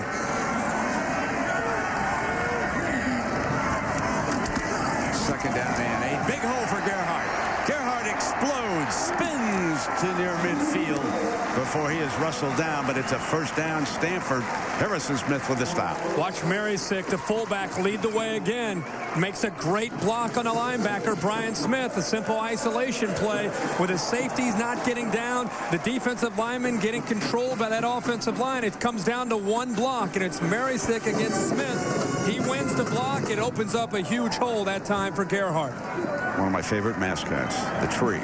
We should point out, not the school's mascot, it's the band mascot. Okay. Be careful about that. First down and 10. And now the backup Taylor, and Taylor to daylight. And the running game starting to work. And, you know, a nice change of pace here with Taylor. When you see Taylor coming in and Tyler Gaffney, the other true freshman, a little bit of a different feel to this offense because of the quickness. And Gerhart has power, and he also has some speed. But that time you saw Taylor get to the edge in a hurry. It's a nice little change of pace for this Notre Dame defense to deal with. First down at 10. Gerhart on the sideline watching the freshman out of Mansfield, Texas. He'll be about a 400-yard rusher before the season's over. They're going to a bowl game. Here he comes again, battling for a yard. You know, you think about Harbaugh over there, Herbie, and his father, Jack, coached for 41 years, Western Kentucky. Brother John, now the head coach of the Baltimore Ravens. Can't forget that his sister is married to Tom Crean, the fine basketball coach at Indiana, who was up at Marquette. And as I watch this offense tonight, rather than talking about Harbaugh, Notre Dame, Harbaugh, Michigan, I'm thinking the NFL is going to get pretty interested in him as I watch this form of attack and what he uses here. Yep. I know the college game would love to see him stay here. Absolutely. Here they come with their end around now. Now watch Luck out in front. The wide receiver, Owosu, with speed, steps out with the first down. Owosu played high school football with Jimmy Clausen out of Westlake Village, California. And when he gets to the outside, Brent, this is where we've seen him on kickoff returns be able to make so many plays for the Cardinal this year. And I think it was a good time to call this. You're starting to run the football, have some success. Good way to slow down a defense that's maybe is going to start to get overly aggressive is make them respect either a counter, misdirection, or a reverse. Picked up big yards there. Around the 28-yard line for Harbaugh. Luck pulls it back now. Receiver cover, takes off to the right. Got a chance for a big gain. Across the 15, steps out at the 10. Beautiful vision by the QB. Great recognition by the young redshirt freshman. Brent, he has 319 yards this year, second on the team in rushing. He'll surprise you at 6'4" with his speed. He's able to get downfield in a hurry with his size. I didn't realize it until I really started to look at him this week on film to see how athletic he is, how he moves so comfortably around in the pocket, but also how he can attack a defense if you give him a seam the way Notre Dame's defense did right there. 18 yards on that run and a first down and 10. Just outside of the 10-yard line now for Andrew Luck, son of Oliver. Here's Gerhart swinging left, got it down the end zone. Touchdown! Another rushing touchdown for Gerhart. 25 on the season.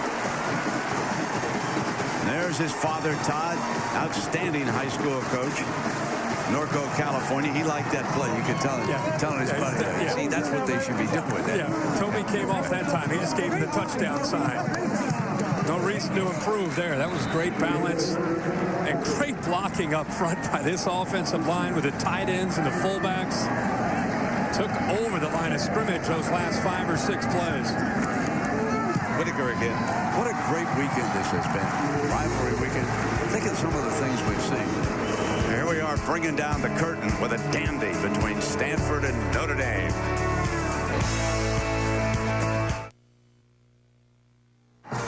Saturday Night Football on ABC, presented by Southwest Airlines. Go to southwest.com. Grab your bag.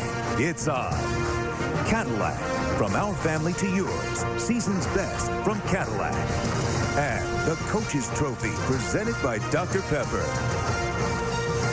Well, Toby Gerhart plays baseball and football here, and he chose his numbers for his hero, John Elway. 24 in baseball and 7 in football. And Toby Gerhart closing in on 2,000 yards rushing, 25 touchdowns for the year.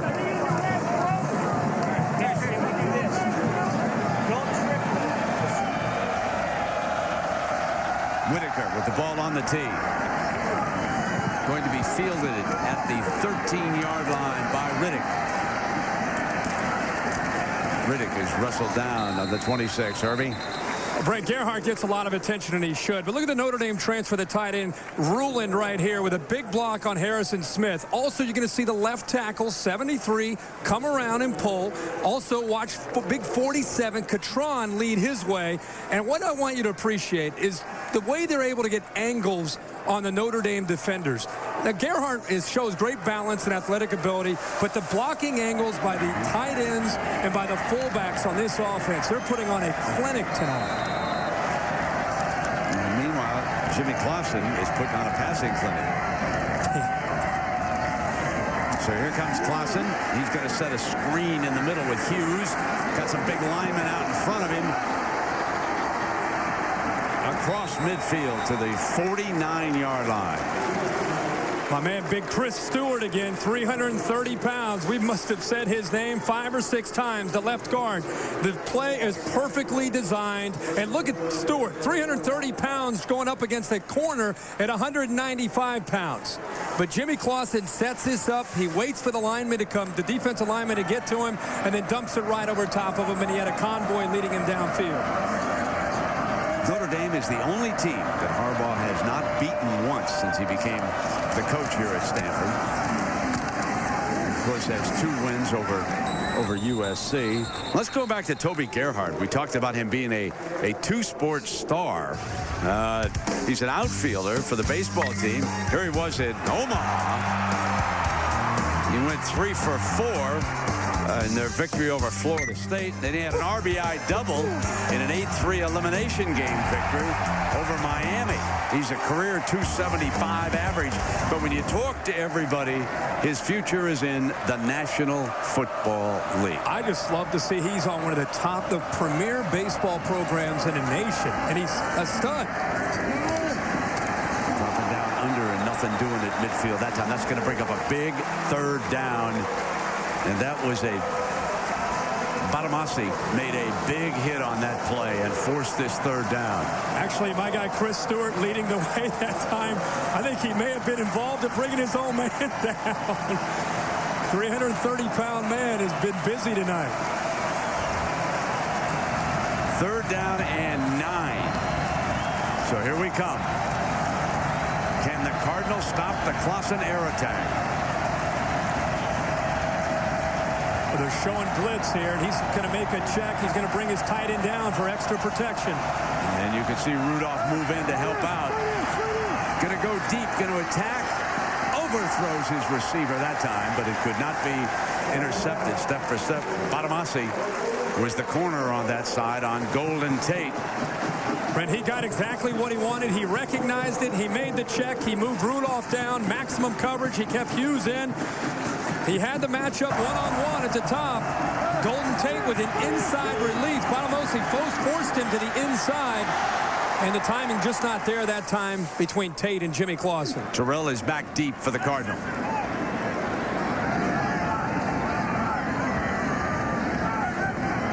Then Turk, punter for the Irish. So the Cardinal will get it back. Terrell, fair catch at the 13-yard line. And that's where young Andrew Luck and the Cardinal will have it when you come back to Stanford Stadium. New assistant coach, Condoleezza Rice, and when the Secretary of State whistles up a play up there, you better believe they're going to run that. She's the honorary captain here tonight for Stanford, former Provo, and she's actually a Notre Dame graduate, interestingly enough, so she's connection with both these schools, and she's in the Stanford coaches booth. She is a huge and knowledgeable football fan. And here is Luck with a beautiful play action. Got all day, but couldn't find a deep man. Incomplete. Crowd wanted interference on the play, but it was just beautifully timed.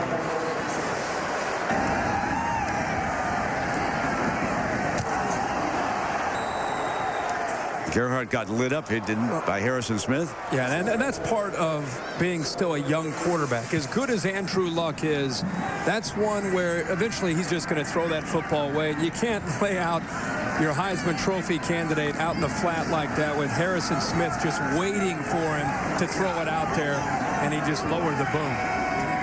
2nd and 10.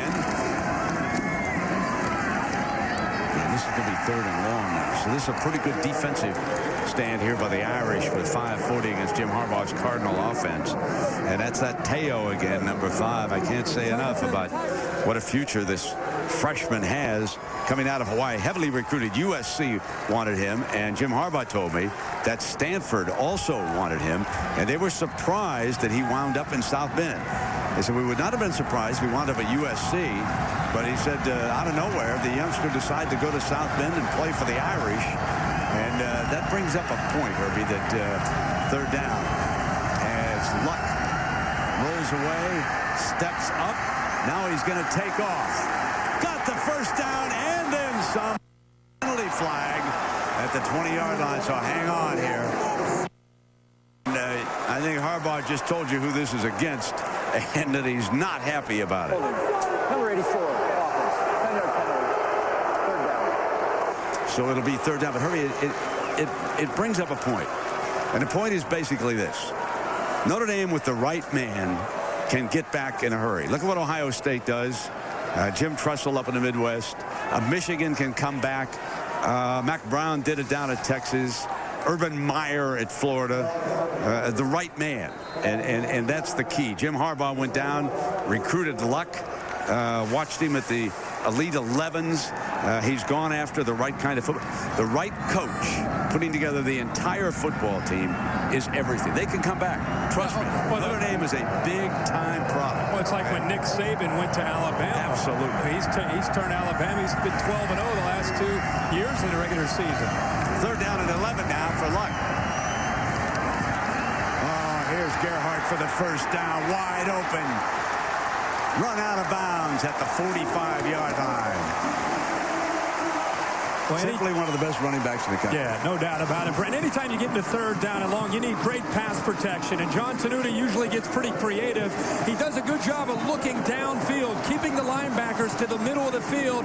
And then right before he's ready to deliver the ball, he adjusts his shoulders and gets the ball out to Gerhart. And you get the ball to Gerhart on a short throw, catches the ball about 8 or 10 yards short of the first down. But when he has room to run, you know what he's going to be able to do, and he picks up a valuable first down here to keep this drive alive. Stanford trails it by 4. They're on the move. They're at the 45-yard line. Here's the toss play. Give it back. Flea flicker. Luck looks downfield. Receiver. Grabbed and out of bounds is Owusu. Chris Owusu, the sophomore. And the Cardinal in business on that play. That's another 21-yard gain. And Brent, you know, they didn't do a great job of selling it and letting the play develop to eventually get it downfield. They actually wanted to get the ball to Ryan Whalen to the middle of the field, who was going to the post, but they had to settle for the underneath throw, which is still a great throw. Clausen saying something to his former high school teammate who caught that pass. They were engaged. They were chatting it up over there on the sideline. First down and 10, and here is the toss to Taylor. Taylor steps his way down. And he's to the 26-yard line. Hey, Condoleezza Rice is whistling off some good plays. Whatever adjustment she's making.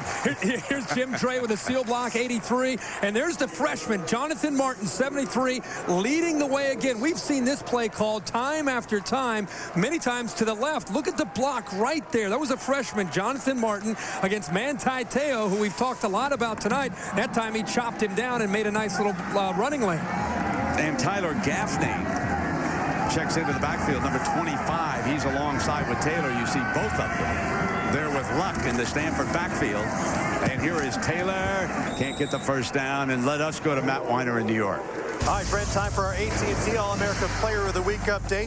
Missouri's Donario Alexander reached the 200 receiving yard plateau for the third time in 4 games. He caught 15 balls today for 233 and a touchdown, and the Tigers win in their rivalry game over Kansas. To cast your vote, text VOTE to 345-345 from your mobile phone. Well, if Golden Tate doesn't win the Biletnikoff, Donario Alexander might be another one of those finals. It's a good point. Jordan Shipley at Texas. And Texas would be the favorite. Play action. Beautiful toss high and a grab inside the 15-yard line by Jim Dre, that tight end. What a beautiful throw this was by the freshman. A great throw. He puts it up high. We're at 6'5". Dre has a chance. But I'll tell you, for a tight end, that is incredibly soft hands to, again, extending out, making the catch, all hands, and being able to roll his body before that ball potentially touches the grass. Now on 1st and 10, just inside the 15. And here comes the big fella, Gerhart, to the 10-yard line. You know, speaking of Jordan Shipley, what a game Colt McCoy played on Thursday night for Mac Brown and the Texas Longhorns. He probably became the leader in the Heisman chase with a huge week still to come. We will be watching and covering the Nebraska game in the Big 12. And, of course, Tim Tebow and Ingram, Alabama and Florida with candidates. I think it starts Thursday night with Masoli in his Civil War for the Rose Bowl berth. If he goes crazy, it's interesting. I like Jeremiah Masoli personally. He doesn't have a chance probably to win the trophy. But for me, my trophy, Jeremiah Masoli deserves an opportunity to get to New York City. Best running quarterback, yes. No question. But let me add this, and Taylor spins and he's thrown down on the 11-yard line by Sergio Brown. Makes a good stop. Yes, sir. In a year where nobody has really taken over to win the trophy, it's fitting that it's coming down. And it is a good play here by Sergio Brown, coming down, collapsing quickly. It's fitting that it comes down to the last weekend Alabama and Florida, Texas, they're all going to have a big stage to show what they can do. You've overlooked the key fact. All the big guys are unbeaten. Yes. And that counts with the voters. That's all that matters. That doesn't matter to me, but it matters to the voters. Right. Yeah. 3rd down and 7. That's me. But that's the trend. Here we come now. 3rd down, toss play. Can Taylor get the corner? Cannot. Walls makes the stop. Yeah, good job by Walls and run support. Nobody is there to pick him up. But also, it's Brian Smith. Between Manti Te'o and Brian Smith, these two linebackers have been incredibly busy. That's Phillips, the left guard, who's down. Andrew Phillips.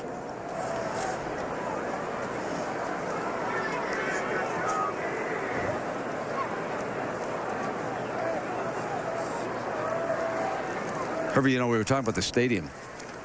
And when you were just a mere young tyke, yeah, I did track meets in this stadium. And since the remodeling, you look out here, you'd never know that they had big international track meets. No idea. Up here at Stanford. You bet. And what a great job. Was the Super Bowl? Super Bowl. And that was before the remodeling.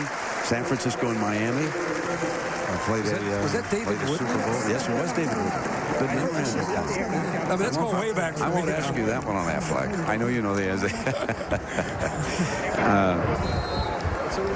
It was originally built back in 1921, and of course 1960 was a huge track meet between the United States and the Soviet Union, and that was back in the days when the two countries did not get together very often. So that was a major sporting event here. Jimmy Clausen and the Fighting Irish will take a lead to the money quarter.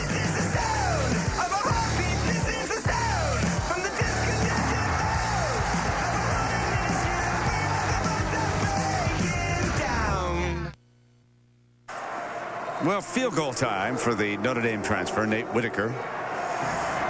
Bo McNally, whose father, or I should say grandfather, Dave McNally, pitched for the Baltimore Orioles, once hit a grand slam in a World Series game. 29-yard field goal on the money. A one-point game again, Mr. Herbstreit. It's going to be a great fourth quarter.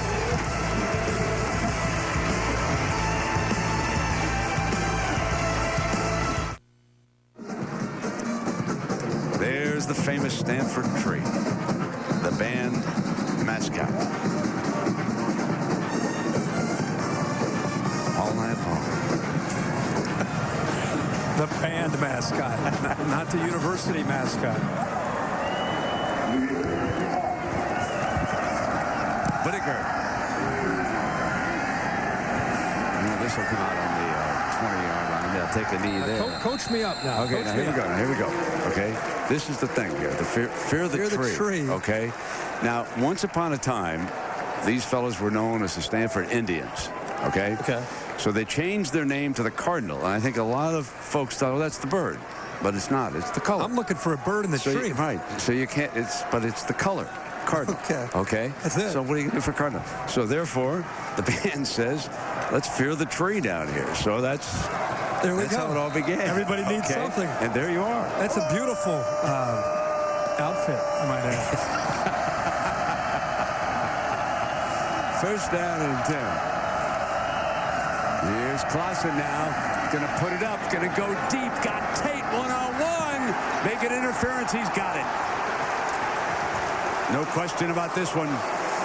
Batamasi, and that'll be a 15-yarder and a first down. And this really illustrates the difference between the college and the NFL rule here. Yeah, right here. Yeah, no doubt about it. And he beat him right off the line of scrimmage. Ball's underthrown, and I'll tell you, Brent, I'm looking for some contact. There was some contact, but I don't think it was as obvious as maybe it first appeared. And I think that's what Jim Harbaugh is saying. He might have used his body a little bit, but you're right. The big difference between what you might see in watching a game on Sunday and here with a 15-yard penalty.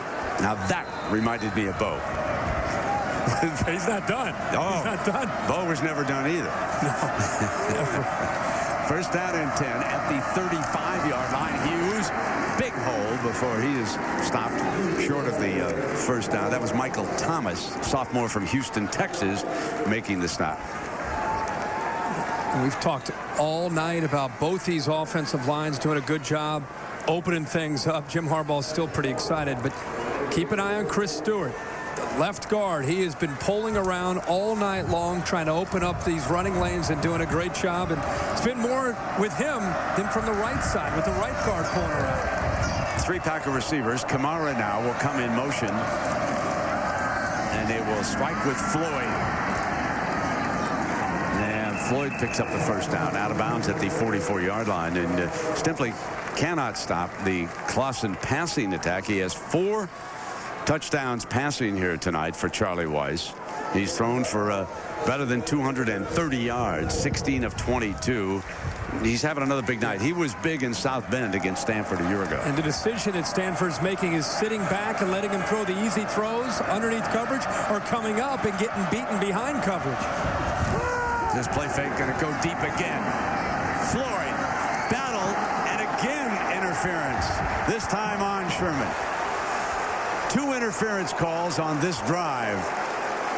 They go to Tate and now Floyd. And all the underneath throws that we've seen all night, this is the adjustment from Charlie Weis. You get him to come up, and then it's a mismatch. And this time, Sherman doesn't even touch Michael Floyd and reroute him off the line of scrimmage. It makes it so easy to get past him that now he's playing catch-up from word go. Right off of the line of scrimmage, he has to play catch-up, and his only choice there is try to interfere Floyd so he doesn't catch the long one.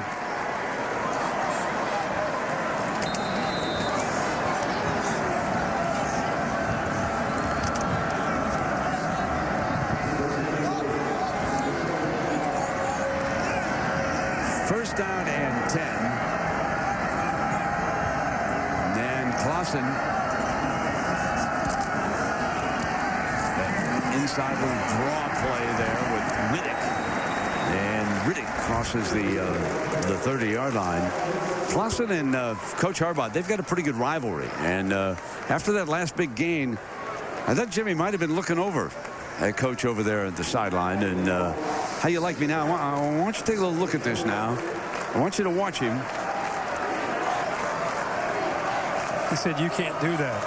He's talking to the entire Stanford bench. Interesting. Second down and 9. Adding a little spice here in the late going. Clausen in underneath. Too loose on Tate. Beats the corner. Headed end zone now. Gonna dip wide. He's gonna score, folks. Magic. Pure magic.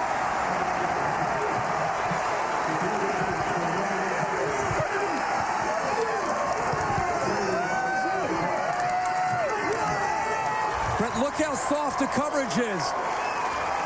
By Bonavasi deciding to stay back, it makes it so easy again. This is something that Jimmy Clausen can do in his sleep, and this is the decision. This is the difficulty that Stanford has, is making plays against Golden Tate in open space. An easy throw underneath, and then Tate shows you what he's been doing all year long after he makes a catch.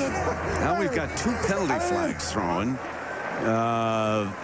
Weis had stepped out onto the field. Let's listen here.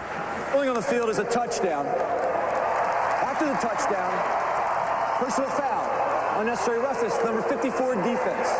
The 15-yard penalty being enforced on the kickoff. Udofia.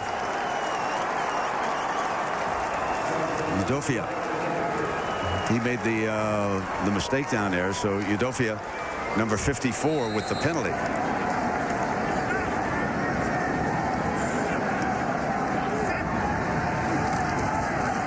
And the extra point is added by Russell.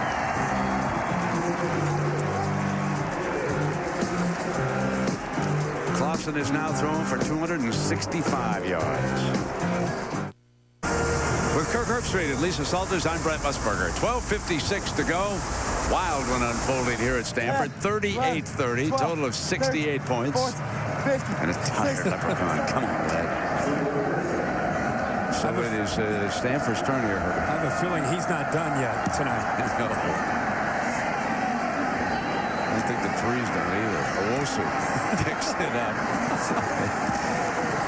And he's busted stood out at the 30-yard line. Again, the problem Stanford secondary has right now, if they sit back, they make it easy for Clausen to make throws, and then they struggle trying to tackle Tate and Floyd in open space. And if they come up to try to take away the easy throws, Tate and Floyd have been getting by them on a consistent basis. So that's the struggle. How do you stop Floyd and Tate when your secondary athletically cannot match up? And that's what Charlie Weis and Jimmy Clausen are exposing tonight. 5 touchdown passes for Notre Dame's offense and for Jimmy Clausen. But Stanford's still in there. Down 8, plenty of time. They've been moving the ball up and down the field themselves.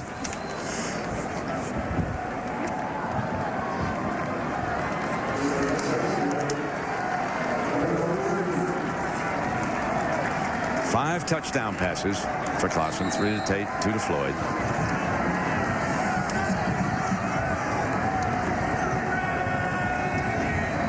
Now it's Luck handing off to Gerhart. Got a seam, cut back midfield, 45, and he's across the 40-yard line to the Irish 37. How many times have we seen Marisic lead the way, the fullback right up the middle here, big isolation block, nice job. And then again, it's Gerhart getting into that second level, Brent. His vision, ability to find a little bit of a seam, and then he'll surprise you. Sergio Brown took a poor angle that time in run support, made him miss and got upfield for big yards. Now this is an offense that is built around their running game, but they can get downfield in a hurry. 28 yards more. Gerhart with 139 here tonight, so he keeps that consecutive game streak going. Let's check in with Matt Weiner in New York. Matt? All right, Brent, the battle for the boot between Arkansas and LSU appropriately came down to a pair of boots. LSU hit theirs. Arkansas did not. Alex Tejada is wide right from 36 yards out, and LSU hangs on in Baton Rouge in overtime, 33-30. Big win there in the SEC, and of course their championship game next week in Atlanta, the showdown, unbeaten Florida, unbeaten Alabama, and the winner of that figures to go to the BCS championship. And if Texas can beat Nebraska, they figure to be the opponent. Here is Andrew Luck now throwing in underneath, wide open, and that's Fleener. So it's another first down, and here come the Cardinals. 1st and 10, great time for play action. Everybody up at the line of scrimmage. See the linebackers? They've been seeing the run so much that they come out, they're out of position completely. Makes it very easy again for Luck to roll out. Once he gets outside and breaks contain, nobody is there to pick up Fleener. Great time to call that by Jim Harbaugh there on 1st and 10. With all the success of the running game, it opens up the play action. Gerhart swinging outside. There's a penalty flag. It's going to go against the offense.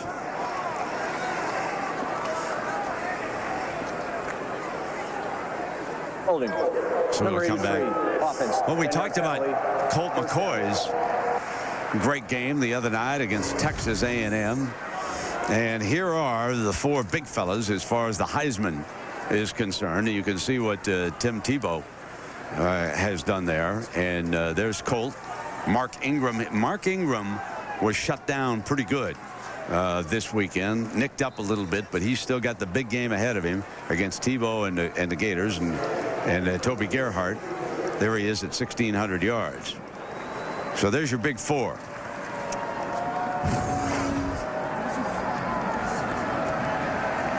First down and 20.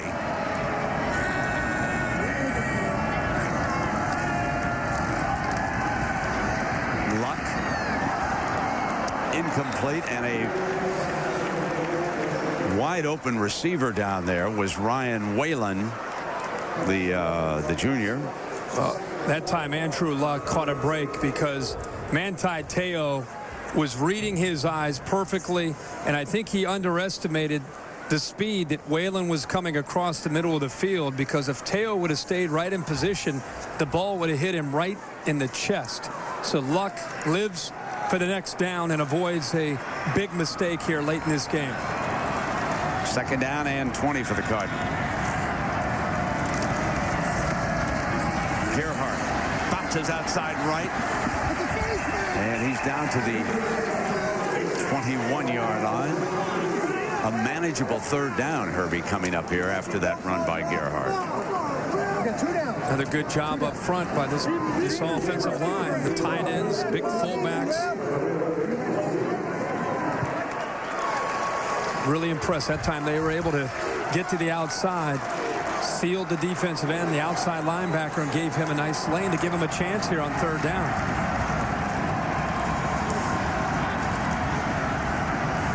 Taylor in the game as the running back.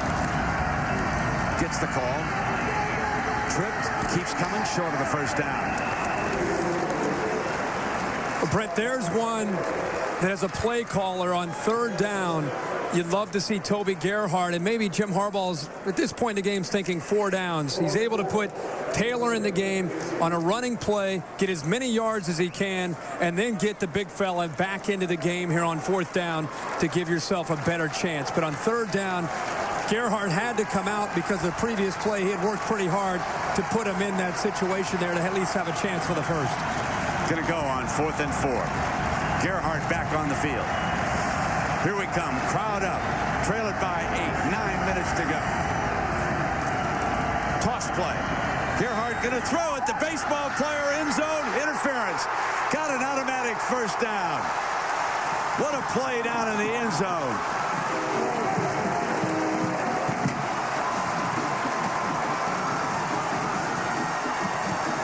Man, Pops is loving this play. I think the crowd thinks it's a touchdown. Okay. And it is. Yeah. I mean, there was no call. There wasn't a call on the field. Well, the penalty flag comes out on the interference. Now watch what Whalen does. Whalen fights to get back to the ball and fights through McCarthy, who's on the pass interference. This is great coverage. I mean, he threw the football up, goes back to his baseball days, puts the ball up, and Whalen adjusts and comes back to the ball. 4th and 4. Gutsy. Would Bo have done that? No. Are you kidding me? 4 halfback toss. That's more the NFL days coming back. That's the 15 years of the league. That's Mark Trestman with the Oakland Raiders saying, let's play this. Well, obviously, they're going to look at this. I mean, everybody knows that. I think he got his hands under the under the ball before it hit the turf. Well, it is very close. I mean, I couldn't tell. You could see the flag flying in the end zone. That's what I saw. He called the interference great catch. rather than calling the touchdown. Yeah, there wasn't a call until the referee indicated touchdown. We're waiting up here to see what's the call. We know about the pass interference. We're waiting to see if it's a touchdown. It's definitely a touchdown. The right call is made. Here's a beautiful look. His hands getting underneath the ball. Cradles it. It looks like he had a covers the tip underneath the point of the football. Covers the tip of the ball with his hand.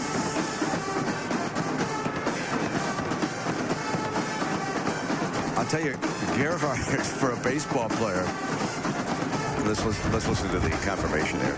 For further video review, the ruling on the field stands as called. It is a catch. Touchdown. What a great play.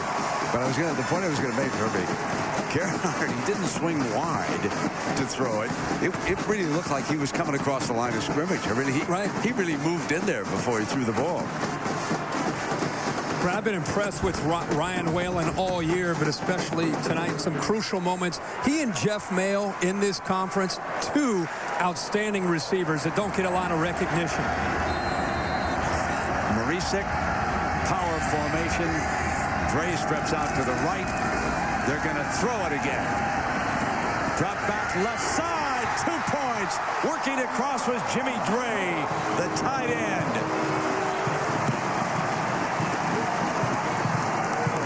Is this a dandy or what? What a call here by Jim Harbaugh, Brent. Woo! This, Herbie, is the first career touchdown pass by the young man, Toby Gerhart. And a great catch by Ryan Whalen from Alamo, California. And then Harbaugh comes right back. And look at luck. Look the other direction. Dre coming all the way across. Huh? Beautiful. Beautiful. Tie game.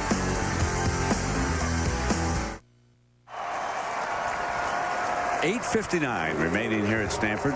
38-38.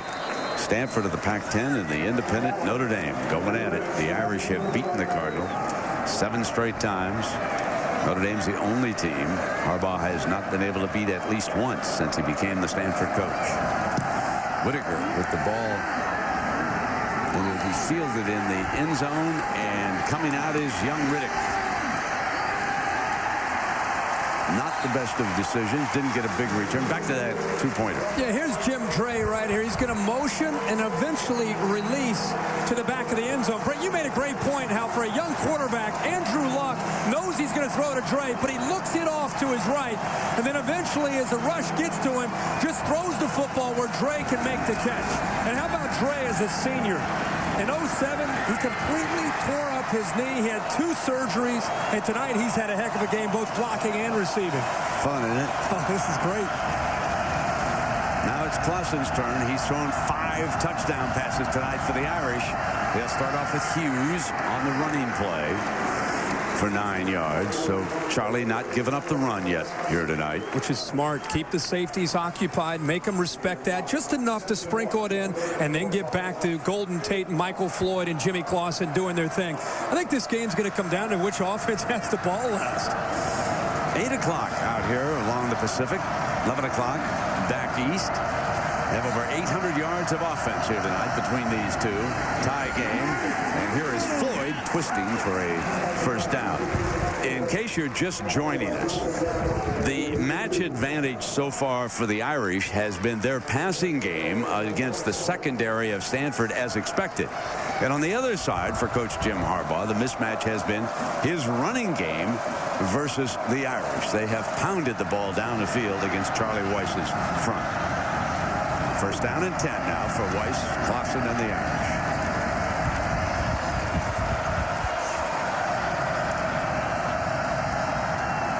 Flair, Floyd.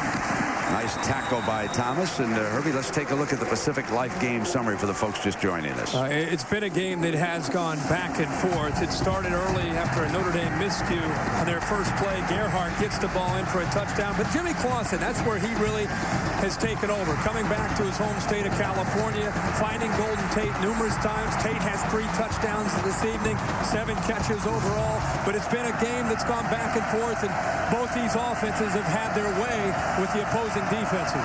Second down and 7 now for Clausen. Looking down the middle, deflected and caught by a lineman. Pulled down, and it is Paul Duncan, the left tackle, who on the deflected ball caught it and made his way to the 35-yard line.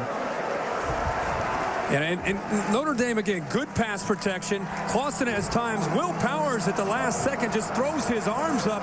Looks like Stanford's going to catch a break, but Duncan, 6'7", 315-pounder, picks up the ball after it's deflected in the air and picks up a few yards.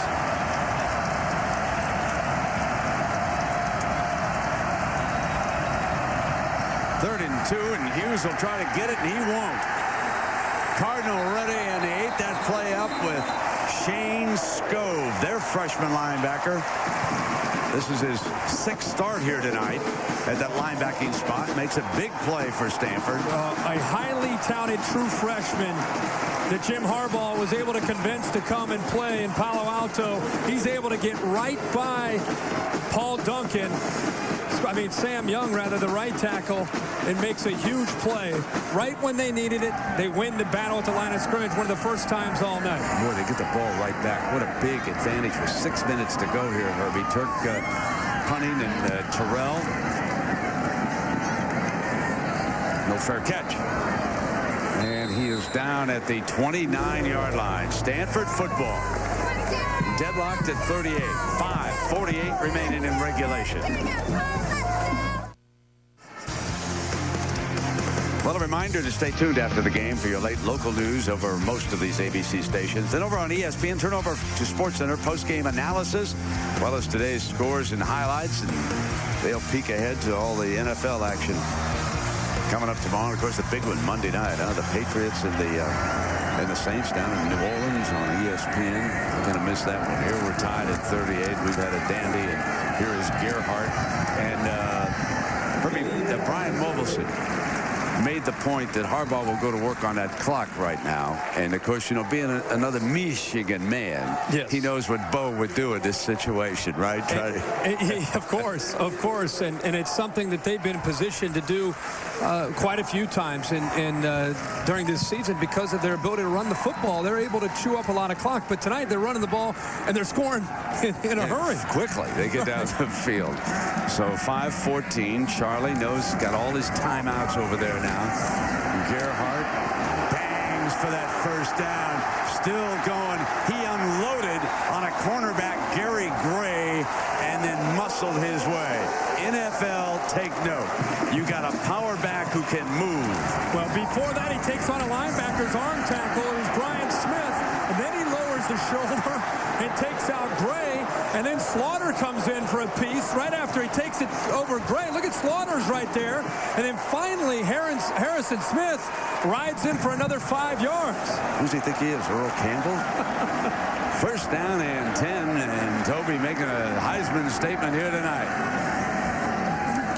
Looking for that invitation to New York, and they come back with Taylor. He's got a little giddy up. He'll be the running back here next year. And that was Gray who came back and brought him down.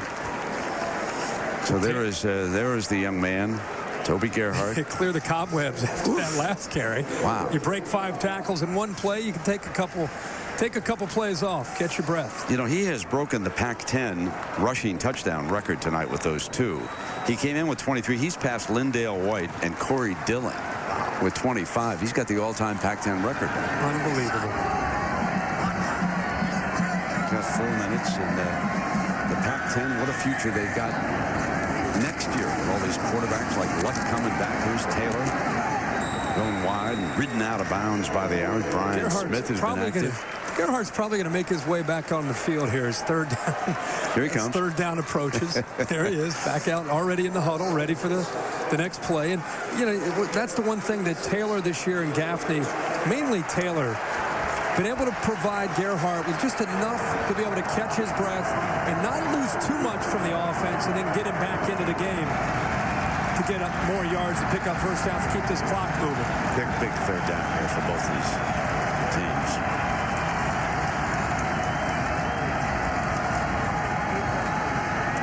Luck's going to throw for it. Got it. Back to the tight end. First and 10, Stanford, and battling was Fleener. I love how they mix in the tight ends. Either first and 10 or eventually they find it on third down. A mismatch as far as the size is concerned. Fleener is 6'6", matched up against a safety at about 5'11" to 6 feet tall. That's a mismatch and great protection. Plenty of time to throw. If there is anything that has doomed Coach Weiss through the 5 years, it has been the lack of defense. And here we see Stanford coming down in the closing minutes against the Irish defense. With 2:30 to go and a game tied at 38, Charlie Weiss's offense were fine. No question about what he could do there. But the ability to mold the right staff and the right personnel to stand up and stop somebody, that's what's been missing with this Notre Dame football team. And now it is Jim Harbaugh and Stanford coming down the field on what could be the final drive against Charlie Weiss and Notre Dame. Second down and 4.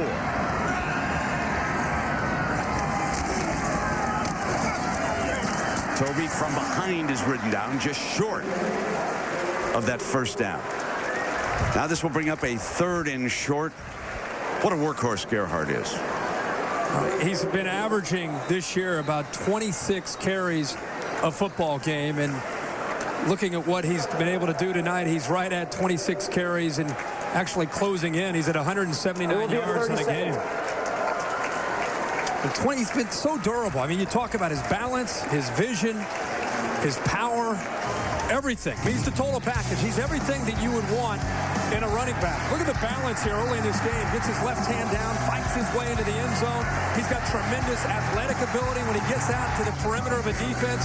We've seen his power all night, running through linebackers, safeties, corners, anybody anybody who's willing to get in his way. But anytime you find a back, Brent, that has the combination of skills of athletic ability and power, and he's very decisive. He's an intelligent guy, as we know. Makes quick decisions back there. 179 yards he has rushed for here tonight. He's taking 21 credit hours.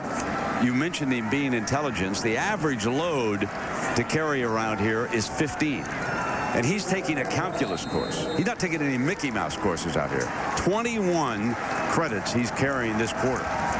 Here he comes now, 3rd down and 1. Marisek leads the way. Another first down for the Cardinal, and the clock continues to move. It's a good job again. The right side of this offensive line gets a good surge. They get a great push. Chase Beeler, that big center left guard last year, has moved in to take over the center role this year. Really good job there sustaining his block. Now it comes down to Notre Dame working against Gerhart. 2 timeouts and under a minute and a half left in the game. And the former Irish kicker Nate Whitaker has kicked one of 54 yards this year against Wake Forest. They are well within his range now as the clock comes down. Remember, they started this drive, Herbie, with 5:48 to go. And here comes number 7 again. Busting across the 10 toward the end zone. It's 1st and goal. They don't want to give Caden Floyd too much time here now. Again, Brett, I just love to see this style of offense. It's a power play. This time it's Andrew Phillips pulling around the left guard. A great block by Marisek, again taking on the linebacker. And they get a push. Look at that block right there on Brian Smith to open that hole up for Gerhart. You and Chris and a coach and Desmond, make sure that he's in New York. And don't know if he's going to win. I know, but you're my guy. Hey, you're talking to the voters right now, man. Get Gerhart in there. Tell the voters. They're listening. Say he has to win it. He's got a 200-yard night. 200 yards. Scored 2 touchdowns. Look at the man.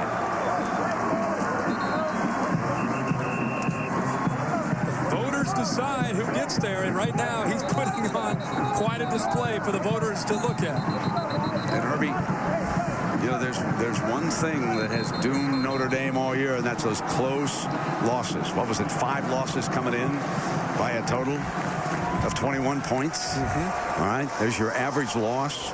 We're coming down on a 38-all tie with a minute to go. Stanford has a 1st and goal.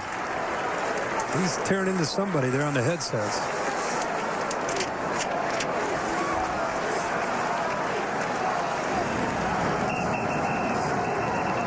Harbaugh was running down to use a timeout, and now he's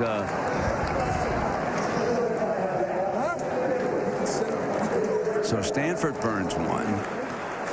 They're trying to give Gerhart as much rest as they possibly can. He's just totally exhausted. Well, I think he even has blood on his left forearm. I mean, that's when you run this kind of offense and you put up over 200 yards, 7 yards a carry, you got to have a little bit of blood somewhere on your uniform or on your old school. Your old school. You got to have some blood. He's got a few scrapes. He's going to. The reason why. Let me go back on the class schedule. Let me update you as to what the thinking is by the Gerhart family. To take the 21 credit hours, he'll get his degree in December. He can then in January begin to focus on the combine. The combine is going to be very important to him because the scouts are going to want to see the tick of the stopwatch, the weight, the things that they can measure visibly. They're not sure. Can he get close to C.J. Spiller? Probably not in the 40. But is he tough? Probably. You may not have to measure it. You can watch it in a game like this. Here he comes, folks. End zone.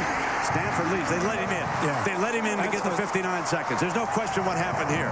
That's what Charlie Weiss on the headsets was talking probably with John Tenuta about, maybe discussing about giving up here and letting Stanford score.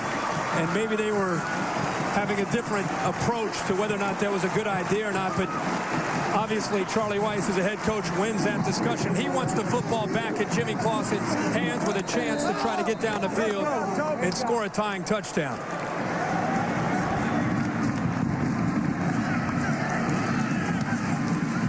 So Whitaker adds the extra point. So I want you to watch a young man who has put on an unbelievable performance.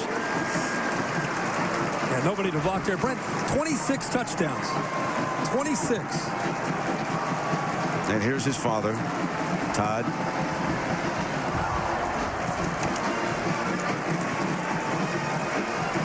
So that's his third 200-yard game this year. 205 yards. And Notre Dame basically lets him walk in here for his third touchdown because they want the precious seconds that are left to see if they can rally for a touchdown. I think we all understand the strategy, but as a linebacker and calling that huddle, what do you say? I'm glad I don't have to hit that guy. That's what But I mean, think about it. Think about it. I mean, it's like you've been fighting all year. You've been the weakness for the last 3 years, and then you have to say that in the huddle? That's tough. And now the youngster who has come here tonight with that black eye, sucker punched outside the pub in South Bend early on Sunday morning. This could be his last drive. He's having a big night. 20 of 26, 275 yards. He's got two of the best. You saw one of them there. Yep. Floyd. Tate's had a super night for him. Tate's got 3 touchdowns. Floyd's got 2. Here we go, and Whitaker with a beautiful kick. Now it'll come out in the 20, so 80 yards now. 1 timeout remaining and 59 seconds. And now can the Stanford secondary stop these 2 magnificent wide receivers? Let me just make a suggestion here, and watching the personnel run out onto the field. With Tate and Floyd having such big nights, if you're Ron Flynn, defensive coordinator, you're thinking a lot about taking them out. Look out for Kyle Rudolph in the middle of the field on this drive for Notre Dame. Clausen sacked at the 10-yard line. Clausen is sacked by Kaiser. Kaiser, who has started all 11 games, the sophomore from Pennsylvania. And Brent, the reason is so important besides a great play, Kaiser 8 sacks coming in, makes a big play. You know what it does? The one thing Jimmy Clausen couldn't do is take a sack. They had 1 timeout remaining. He takes the sack. He has no other choice but to use his last timeout. So they lose yardage. Good job of coming off and going right by Sam Young. But the timeout is used, and now Jimmy Clausen has to try to go about 89 yards here, 49 seconds, and he's out of timeouts. Ron Powlus, former Notre Dame quarterback there, with Weiss and Clausen, and here we go. 2nd down and 19. I don't know if Sam Young didn't know the snap count, or he stood there. He just didn't even get out of his stance. Kaiser came right by him. Yeah, Kaiser has it. I wondered the same thing, just as you said it, Herbie. Here we go now, 49 seconds.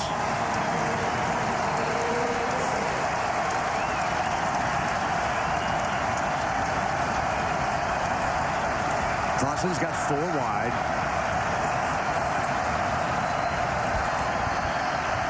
He's going to come down the near side, looking Tate. Tate one-on-one, goes in the air. He's got it. That'll stop it momentarily. Irish have to hurry and stop the ball quickly. I cannot believe Stanford used or put 1 defender on Golden Tate at this point in the football game. One-on-one coverage. Now they move the clock. Clausen back. Fires, and it's Tate again. He steps out of bounds to stop the clock. Soft coverage again on that corner there at the 31. You have to walk somebody up on Golden Tate. It's one-on-one with Batamosi, who has struggled all night against Golden Tate. That's the big play. They go right back to him. He's got soft coverage again here if he wants to take it. 31 seconds left and a first down for the Irish.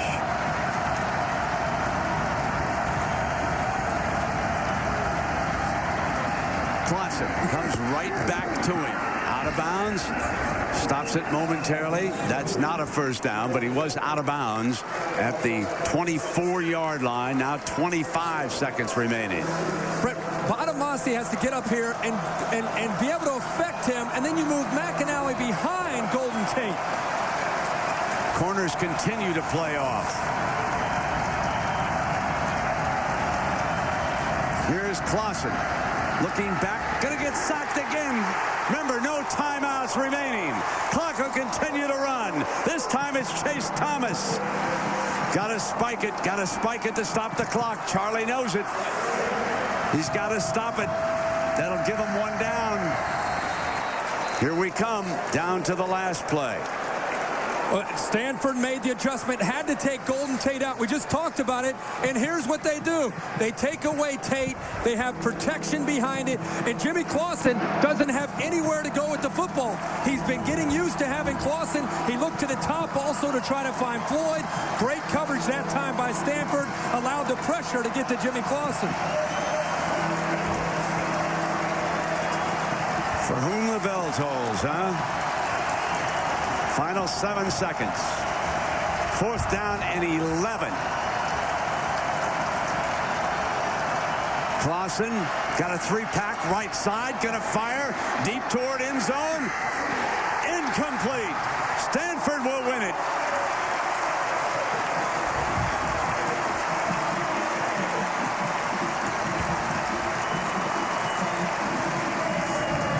Jim Harbaugh and Charlie Weiss now will meet in the middle of the field.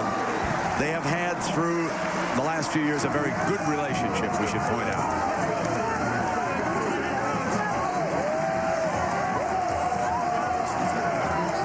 Jimmy trying to get through the student body and some of his players. He actually visited Charlie at a summer camp. He works for each other.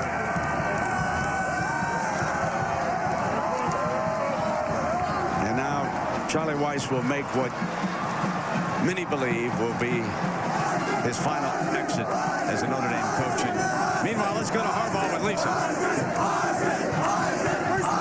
Thank you, Brent. Coach. Hold on, he wants to get Toby in here. Coach, why'd you want to get this guy in here? This is the guy. He deserves the Heisman Trophy, that's what I say. What case did he make for the Heisman tonight? I thought he made it tonight. Talk to him. Toby, what was your mindset on that game-winning drive to score the touchdown? Oh, man, I was tired, but we had to score there, and I asked him to take the extra time out so I could catch my breath, and we just had to finish it in the end zone. Now, what were you thinking when you watched them march down the field? I can't hear you, sorry. What were you thinking when you watched them march down the field with a chance to tie it? Oh, I was getting nervous. I mean, they're dangerous when they throw it up, man. They can catch it, but our defense came up big and stopped them in the end. 205 yards tonight for you, 3 touchdowns. What was the key to your success tonight? Just, I think the offensive line, they blocked great. We came out and executed, and all credit to all those guys. All right, thank you very much. Congratulations. Frank, we got to get out of here. Herbie, I've seen a lot of great performances, as you have through the years. You've played in some great games, but I don't think I've seen one better than this. Jimmy Clausen deserves credit for the way he battled here tonight, and then it was Gerhart and Stanford prevailing in the end. Wonderful. I want voters to listen to what Brent Musburger just said.